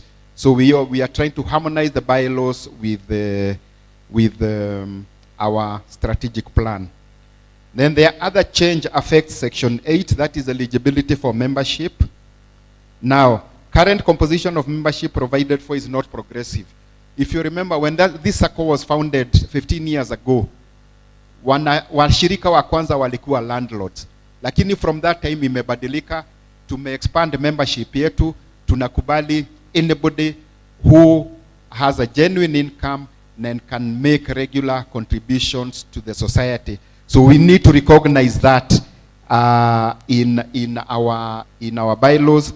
Na pia tusijirestrict, because we had not even included recruiting members in the diaspora, people who are doing businesses, people who are on payroll, we had not included in those bylaws. So tunabadilisha to include so that we can be able to recruit from as wide and as far as possible. Then, I think that one I have explained. Admission for membership. This one, I think every member has been given a membership card. And if one loses the card, the bylaws say that the cost of replacing the card is 500 shillings. And we thought, because these fees are not fixed, we can even decide to withdraw the fees. Instead of having that fee fixed, we say that we replace it with the word applicable fee at that moment. So if it is free, that will be what is applicable. If the fee goes up to 1,000 mkikubali, that is what would be applicable. Now, to that point, am I clear? Tunaelewana? Yes? Niendelee? Ama kuna swali? Because this is our document. Ni yako na ni yangu, ni yetu. Right. So then, the next question is membership. When somebody applies to be a member, the current bylaws are saying that they can appeal to the general meeting. We had our general meeting in February. So if somebody applies for membership today and the membership is rejected, imagine them waiting for another 12 months to appeal. Is that practical? Does that make sense? And yet we have a board that has been elected by you members to represent their interests, isn't it? And the board has employed staff who deal every day with the members. So we thought if the office rejects an application for membership and the board rejects, then that becomes final. You have a question or you are stretching? Hapo nyuma? Okay. Then, personal accounts. We want to expand how you can access your statements. Previously, ilikuwa lazima uje uchukue hard copy, lakini tumeenda digital. So now, you can access your statements online. Very soon, we are going to create what you call a member portal. Ni kama mlango wa members kuingia, ambapo ni wewe tu pekee unaweza kuangalia details zako. Na ukitaka statement unaweza pata na unaweza jiprintia mwenyewe. So tunataka kuweka hiyo katika zile kanuni zetu za usimamizi wa shughuli. Then suspension and expulsion. Here we are looking at the constitutional freedoms of members, when and how you can expel a member. So we want to be in line with the constitution. We don't want to be in breach of the constitution. Now, withdrawing funds. Members are allowed to withdraw their funds when they leave, or in the unfortunate cases where we lose our member through kutokana na maafa.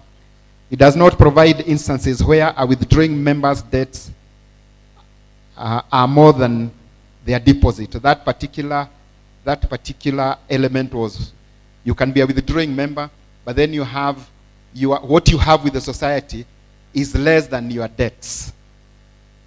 So we need to put in our bylaws that obligation that before you withdraw, you must make sure kwamba madeni yote ya chama umelipa kabla hujaruhusiwa kutoa pesa zozote. Right? So this one, we want to make sure that we all appreciate our obligation, that dawa ya deni ni nini? Dawa ya deni ni, kwa hivyo hata kama unataka kutoka na uko na deni, lazima uhakikishe kwamba umelipa. Right? Now, kuna hili swala ambalo limekuwa challenging in some cases, na tumekuwa tukiwakumbusha kila mara. When you fill in your form, na wale ambao walijoin chama zamani, please make sure that mnatupatia majina ama jina la nominee. Nominee ni kama mrithi. so that one day we will all die. It's a fact. And when I die, I don't want my money to just be left with the society. And yet, I have people who can make better use of it. People who are depending on me. So, but we've had cases of members who have left us and they have not named their nominees, people who should inherit what they have saved with the society. So, where a member dies without any declared nominee, their withdrawable and non-withdrawable deposits, rebates and deposits shall be distributed in accordance with relevant certified court documents and wills. So in such a case, kama member ametuacha bila kutueleza warithi wake ni nani, itabidi basi tungoje mpaka member aende through the court process. Yes, Martin?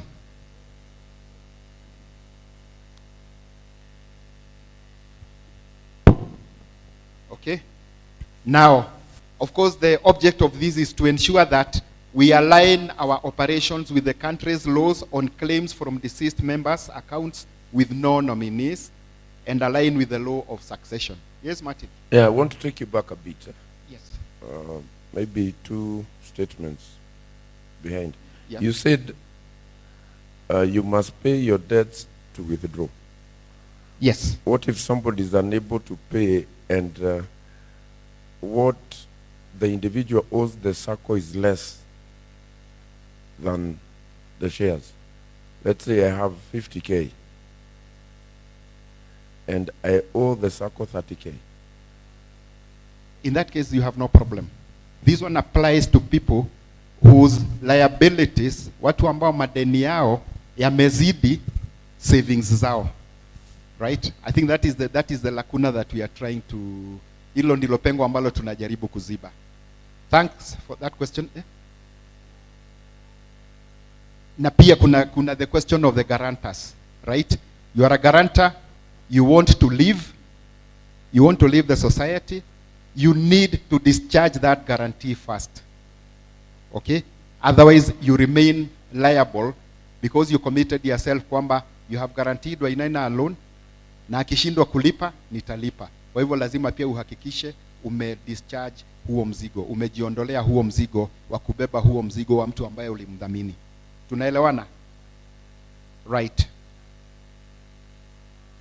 Now, AGM ya 2020, you remember before that, we used to have FOSA shares and we used to have ordinary shares.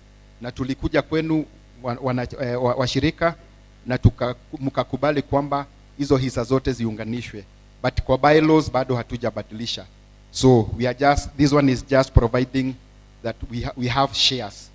Where they are not FOSA, they are not ordinary shares, they are just shares. So this one is just in line with the resolution that members, you good members passed. Now, minimum shares per member at 20 shillings, that is the current, what the current bylaw says, but with consequent AGM resolutions, we have increased it to, right now it is at 10,000. We passed that resolution 2 years ago, tukasema kwamba end of this year tuta raise to 15,000, then to 20,000. So we are just capturing that to say that we have a minimum of 200 shares and each share is worth 100 shillings. And then we are deleting that for such shares. And here we are aligning it with the 2020 AGM resolution. Now, transfer fees provides for share transfer fee of 200 bob. Here we thought that 200 bob is too little. We need to raise that amount to 500 because there's a lot of paperwork that is involved. It's just a small fee if I'm leaving and I want to transfer my shares to Martin, how much fee am I going to pay to the society to facilitate that transaction? Power to borrow. You know, every year we come to you to ask you for powers to borrow. We cannot borrow without mandate from you members. And to do that, we must also report to the commissioner if we intend to borrow. Our bylaws are in breach of the law because they don't have that particular kipenge cha sheria kwamba one, kuna kiwango ambacho tunafaa kukopa, which should not be more than 25% of our total assets. Right now, our total assets are just about, they are in excess of 400 million. So if we are to borrow, we cannot borrow more than 100 million. But even with that, we have also not included kwamba for us to borrow that money, we must inform the commissioner. So we need to align that to be in compliance with the law. So that is what the power to borrow, those two clauses are taking care of. And then, you know, we have also, mambo imebadilika, 2014 na sasa mambo mengi imebadilika. Tuko na pesa mkononi kwa simu. Inaitwa pesa mfukoni ama mkononi? Hii iko kwa simu. Ni mkononi ama ni mfukoni? Nikiwa na simu, I can access my account anywhere, sivyo? And I can get my money anywhere. We have also introduced ATM cards. We are also in the process of introducing internet banking, but we have not captured it anywhere in our bylaws. So that particular change is to ensure that we capture that, and we also allow the society to give electronic receipts as proof of receipt of payment or of payment made to the Sacco or payment received. So when you withdraw from our mobile banking, you don't get a physical receipt, but unapata ujumbe kwamba umetoa pesa kutoka kwa akaunti yako katika Acumen, pesa hizi, na inakupatia namba. So tunataka kutambua hiyo receipt as recognized in our kanunis. Now, our meetings from 2020, as you know, we moved from having just physical meetings to kwa mtandao. Kama saizi kuna watu wanatufuata kwa mtandao, wako kwa YouTube, tunaweza kufanya mkutano kwa Zoom, lakini kwa bylaws zetu bado hatujaweka hilo badiliko. So hiki kipengee umuhimu wake ni kuhakikisha kwamba virtual meetings, mikutano ya mitandao, mikutano ya ana kwa ana kama hii tuko nayo, yote inatambuliwa, na pia mawasiliano ya kimtandao yanatambuliwa katika kanuni zetu kuwa ni shughuli halali ya kuwasiliana na washirika wenzetu. Quorum ni idadi ambayo inahitajika kuhakikisha kwamba tunaendesha shughuli za chama, especially mkutano mkuu wa wanachama, AGM na SGM. In 2014, I think membership was less than 1,000. Right now, our membership has grown to it's approaching 2,500. And we thought that a quorum of 70 is too small. We raise it to 100 so that we increase member participation. These forums are for members. Whatever decisions we pass here, like you are reminded at the start of the session, you members, when we are seated here, are the supreme making organ. Maamuzi yenu ndio yanapatia wale ambao mmechagua kusimamia rasilimali zenu, ndio yanapatia mwelekeo wa uongozi na kusimamia rasilimali zenu. Kwa hivyo tunahitaji wengi wetu kadri iwezavyo ili kupitisha maazimio ambayo yanatufaidi wengi wetu iwezekanavyo. And that is why we are raising the quorum from we are proposing to raise the quorum from 70 to 100. When you come for meetings, we always insist meetings are for members only. So how do we identify that you are a member? We have your records in the office. But what document then do we need to get from you to prove that you are a member? So we are including that if you used your ID to register as a member, it is important to come with it for the meeting. So if we have doubt, we can establish that you're actually the one who is attending the meeting. The other documents like passports, once upon a time we had been promised Huduma card would be valid, but now we don't know what is the whatever. There are cases where also driving license are allowed, but then that must be the document you use to register as a member for us to recognize you when you come for a meeting like this one. Now, membership to the board. We have put qualifications for one to become a board member. And one of them is that you should not be of unsound mind. But you see, being of unsound mind is not a permanent situation. You can be cured, isn't it? Today I might have an unsound mind. I could be depressed. But tomorrow, a week later, if I go for treatment and therapy, I'll be okay. and my unsound-mindedness changes to sound mind.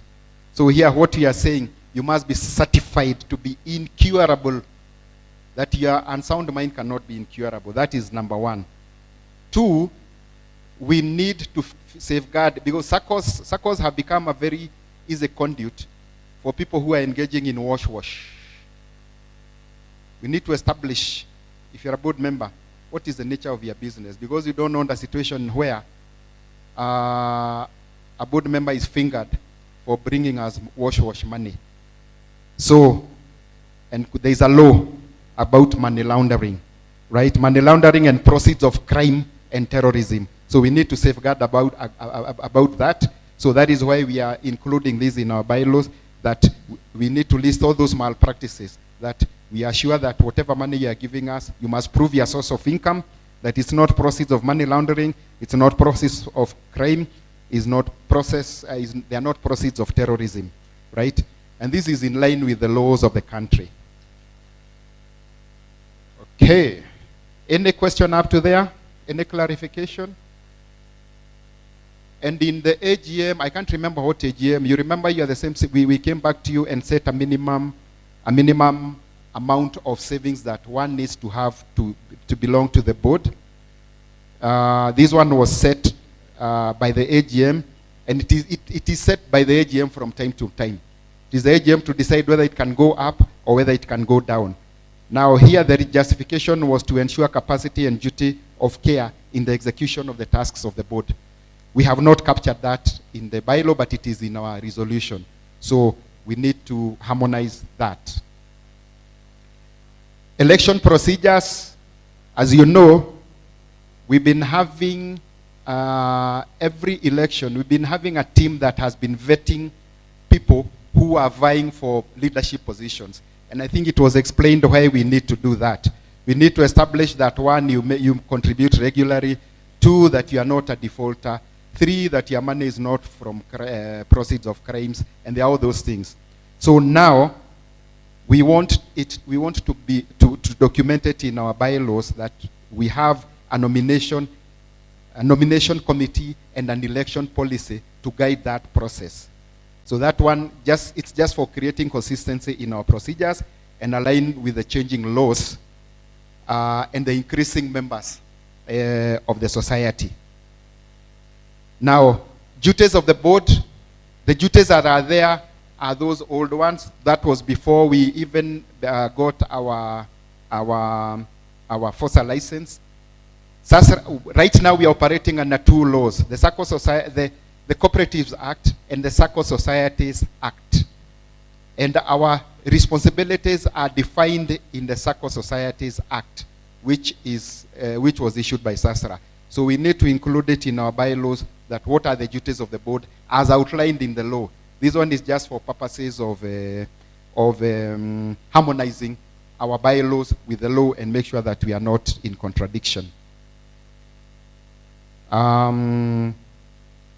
Of course, you also don't want a board member who is not repaying their loan.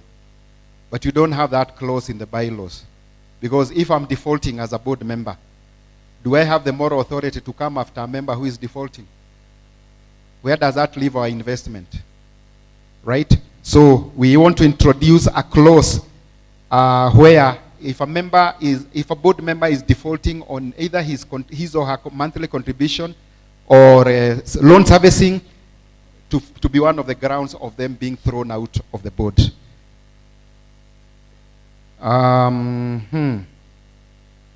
Duties of officials of the committee, I think these ones have been defined by the Sacco Societies Act, and this one we are just harmonizing with that. And if you go to the Kenya law reports, you are going to get that Sacco Societies Act of 2020, I think it's of 2010.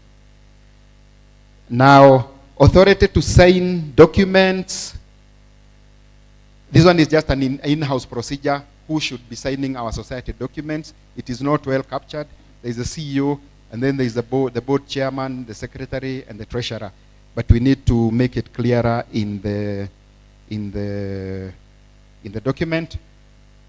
Kuna ile muhuri, the seal ya society. it has to be changed in line with our new status. The one we have is Acumen Sacco Ltd, but now we are Acumen DT Sacco Ltd, inconsistent with the name status. As you know, there have been changes also in the legal. When you have disputes, you can go to court, and the court can give you an arbitrator. And because we are subjects of the bigger law of the country, we also need to capture that provision in our bylaws, where if there is a dispute between the society and the members, we can get what you call an alternative dispute resolution before moving to the court. So that we're just capturing that in conformity with the Constitution. Lastly, confidentiality of our employees and the board members. It would be very unfortunate if you went out there alafu usikie mtu anasema somebody stops you and nakwambia unasikia ulipata loan ya pesa fulani. That's confidential information, isn't it? Which should only be known to the society and you as the member. So we want to make it a legal requirement in our bylaws that any Sacco official, any Sacco employee must be bound by that confidentiality. And again, as you know, we are calling Data Protection Act of 2019, and it is very, very strict. So anybody who comes to the board, anybody we employ to the society must ensure that they keep member information confidence, that it should not leak out to unauthorized persons. And then lastly, inspection of documents. We are supposed to include the Commissioner of Cooperatives as one of the people who should be inspecting our documents. But our current bylaws have not captured that. So we are including that clause that the Commissioner of Cooperatives can inspect our documents. Na kwa hayo mengi na machache, nimehitimisha mabadiliko ambayo tunapendekeza yafanywe katika kanuni zetu za kuendesha shughuli zetu za kila siku cha Acumen Sacco Society. I think I don't know whether there is any question or clarification before I hand it back to our government official. Are we all clear on those small changes that we intend to make so that we align it with the laws and the changing times? Any question or suggestion or something we may have omitted? Going once? Going twice? Going three? I assume we have none. Yes? So tusimame kidogo to stretch.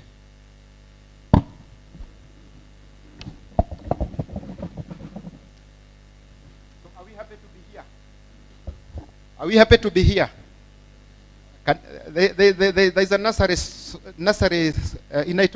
Sunday school song we were singing. I'm so glad we are meeting here today. Can we just sing that one line? I'm so glad we are meeting here today. Add a bit of life. Ladies and gentlemen, tuongeze life. I'm so glad we are meeting here today. We are meeting here today. I'm so glad we are meeting here today. I'm so glad we are meeting here today. I'm so glad we are meeting here today. Glory sing, hallelujah. I'm so glad.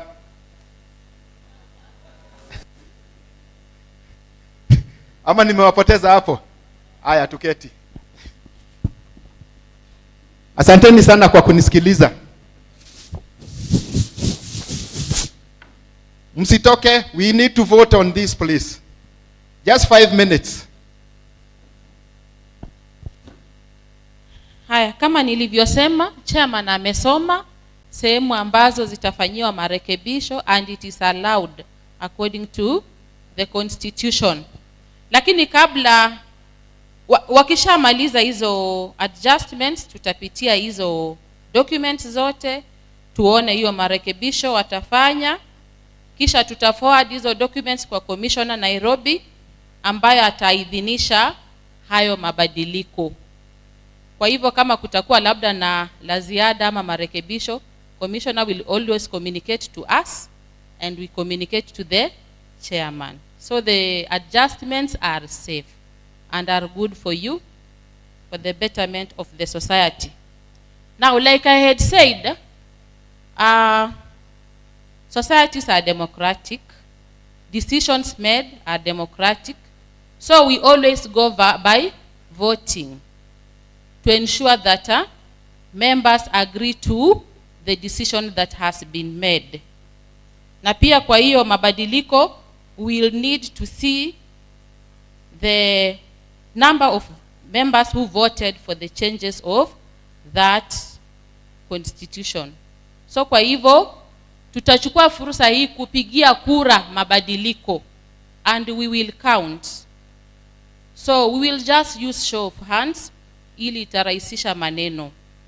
Na nitahesabu. Na ukibeba mkono tafadhali itabidi umeinua vizuri ili tuweze kupata idadi kamili. Na because it's a neutral process, nitaomba our trainer, because I don't want to involve a member.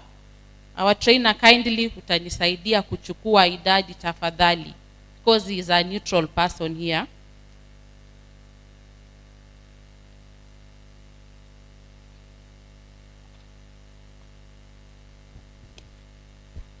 Kwa hivyo nitauliza, tafadhali just be alert. Najua mmechoka, tunamaliza dakika 3.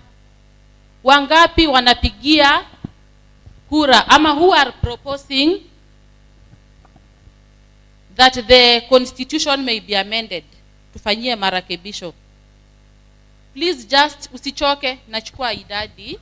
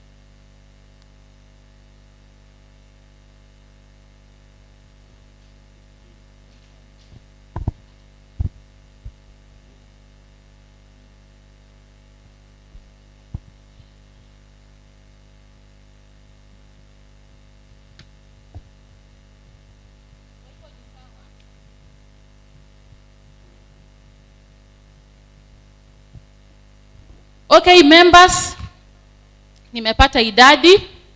Now there's a section that I skipped kindly.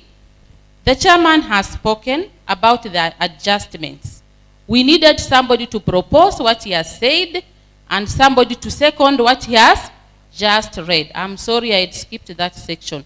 So what he has said about adjustments of the constitution, kindly can I have a proposer? Your name?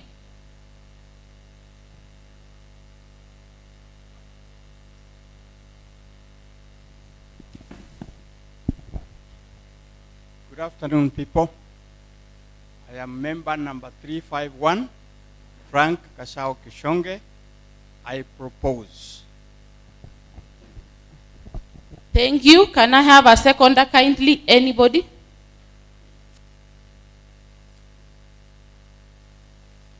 Nani ana second? Who raised the hand? Yes.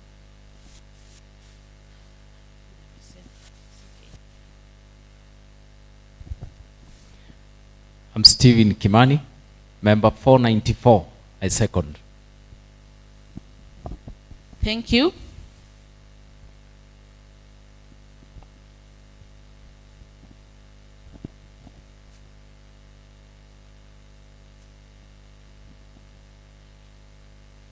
So thank you very much. We have finalized that process. Chairman. Okay. Once again, I take this opportunity to congratulate you for the good work that you are doing. I also take this opportunity to congratulate the management plus you for working closely with our office. You trust us for guidance. And I believe with the steps that you have taken and the steps that you are still taking, you will go far. So in our Kajiado County, we recognize Acumen Sacco as our biggest performing Sacco in Kajiado North Sub-County, or even in Kajiado County, if I may say. So congratulations for the good work you are doing. Keep up with the same spirit. I'm Angela from the Department of Cooperatives, Kajiado North Sub-County. Regards from Madam Salome Wangoi. Thank you, Madam Angela. Probably in the interest of transparency, you should have told them what is the, how many were we? So I have counted. It's like everybody proposed, but the figure is 87. Asanteni sana. Now last but not least from my end, before I give it back to the education team, this year we took a leap of faith and decided to join, to see how we rate amongst the big boys and girls at the national level. July 1, the first Saturday of July every year is the International Cooperatives Day. And before that, they invite different societies to take part in what they call adjudication so that you can gauge yourselves. And we took part, and on July, I think, was it on July 1? Moses, Ushirika Day ilikuwa July 1, we went to KICC for the national event, which was graced by our president. And in our category, we managed to get 4 trophies, which are displayed here.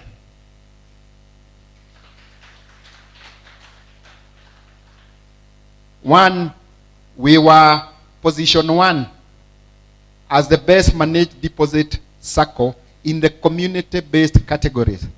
And in the community-based category, we have big boys like Dimkes, we have big boys like Amica Sacco who have billions of savings, but you are emerged number 1.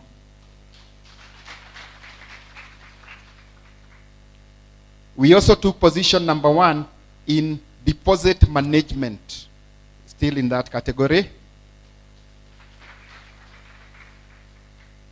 We also got number 1 in credit management. Like John was telling us, if you apply for a loan of less than 500,000, they have been directed by the board, if that member qualifies, that loan should not take more than 30 minutes to process. Okay? That is what credit management is all about. If you want in excess of 500,000 and you've met all your qualifications, the office has no reason to hold your loan for more than 3 days. Sio ni mzuri? Right? That's why we got number 1. And the other trophy was, we took position 3 in what they said was most efficient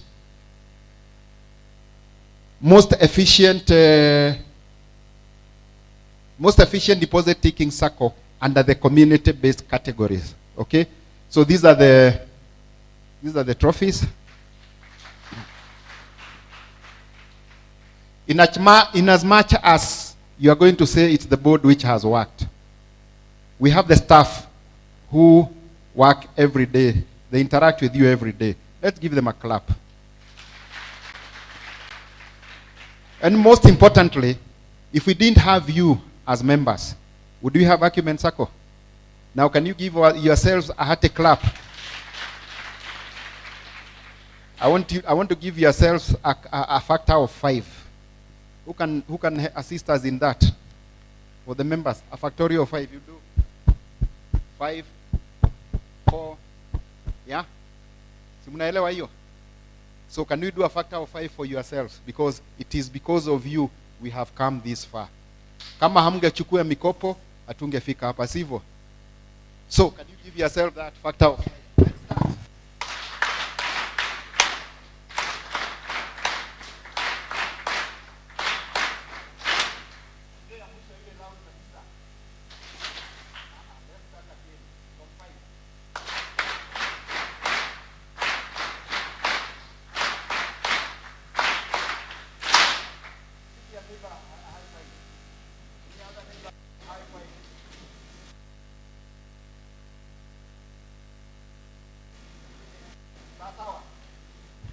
Asanteni sana. I think I hand it over to, it was an education function, I hand it back to Violet. Thank you very much, Chairman. And members, congratulations and thank you. I think we can pat ourselves on the back. We've done a good job and we still have a long way to go. Now, we are concluding and I'll ask one of our members to come and give us a vote of thanks on behalf of all of you members. Tulisema ni demokrasia, hii ni chama yenu. Asante sana. Kwa majina naitwa Grace Mogaka. Mimi nimekuwa member tangu I think 2013 na nashukuru Mungu sana sana sana kwa mahali ametutoa mpaka tumefika na hizi trophies. Ningetaka kushukuru the Education Committee kwa kutuletea expert kutuzungumzia kuhusu mambo ya personal finance, Madam Angela kwa just inspiring us na kutembea na sisi from the cooperatives office in the sub-county and just working with the committees and the board members to just make sure we are accountable to the members. Everyone is working really hard to save. And for you members, hiyo makofi mmejipatia, endeleeni kusimama na Acumen Deposit Taking Sacco na ongezeni shares na endelee kuweka tu savings, ndipo tukuze hii society iwe at least in the county, even in the national government tusimame. Na wafanyakazi wote wa Acumen, some of you are my friends, some I know I've aggravated a few with my demands, but I mean well, and I want us to move to the level of excellence. Yeah? Sasa tusiwe sasa just a regular Sacco, but let's aspire to become an excellent Sacco. Yeah? Na kwa the film crew, hii kazi yenyu mmefanya, na kuvumilia tu kustay here, kukaa hapa mpaka at the end of the function. So yangu ni Mungu awabariki nyote, Mungu awabariki board, Mungu awabariki the subcommittees, and Mungu akubariki CEO and your team. Asanteni sana. Okay. Asante sana Madam Grace. Indeed, hatungekuwa hapa kama sio nyinyi mmetusupport. Members, tunashukuru sana. Hata wale mmetujoin kwa mtandao, we say thank you very much. Wakati huu nitauliza one of our elderly members, a gentleman, atufungie na maombi tafadhali. Unless kuna jambo lingine ambalo mtu anaweza kuwa nalo, final, either management ama team. Moses, oh, okay. So thank you, Madam Violet, for that team. Pole, niko na homa, that's why I was wearing my mask. Once we leave, as we normally do, we'll send your lunch allowances to your phones directly, and that would be within 20 minutes. After you leave, you will receive your money. So mine is to give you thanks for coming to this meeting and to urge you, kujeni mchukue loans. Kujeni mchukue loans. Members need to borrow. We are having that challenge. Mchukue loans. So please come. Come and take a loan from the society. Thank you so much. Thank you, Moses. Hata kutu remember for lunch, tunashukuru. Ama hamjafurahi? Tumefurahi, tumeshukuru. Thank you. Yeah, so like I was saying, I'll request one of our elderly gentlemen, I think, to volunteer one of our founding members. Tafadhali mtufungie na maombi, na tunawashukuru for starting this Sacco na kutusupport kufika pahali tumefika.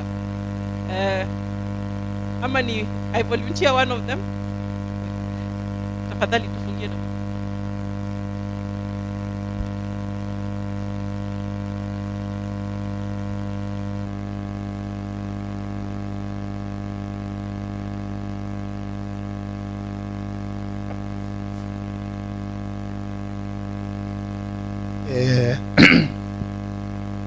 Asante sana kwa vile nimechaguliwa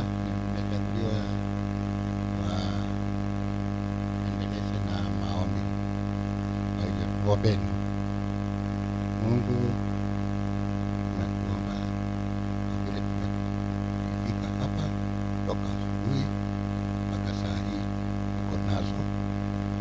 Kwa hivyo tumekushukuru kwa vile tumeongea, tumepewa mawaidha mengi, na tumefurahi sana kwa sababu wengine hawakuwa wakijua hiyo mambo haya tunapatiwa na society.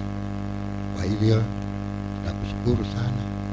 Wakati tutaondoka hapa, uturudishe kwetu kwa kila mtu kule alitoka, na tutasema ni vizuri sana kwa vile sasa tumeona society yetu inaendelea vizuri, kwa vile tumeambiwa na wale viongozi wamesimama hapa, wale wametuambia vile society yetu inaenda vizuri. Kwa jina la Baba na Mwana na Roho Mtakatifu, amen. Our member number mimi ni 034 na mimi naitwa Joseph Mkuria Karioki. Asante sana. Unajua hata nyumba inakuanga na foundation. Na these are the founders and we thank you very much. Na sisi tuendelee kujenga. Asanteni sana, Mungu awabariki, kwa heri.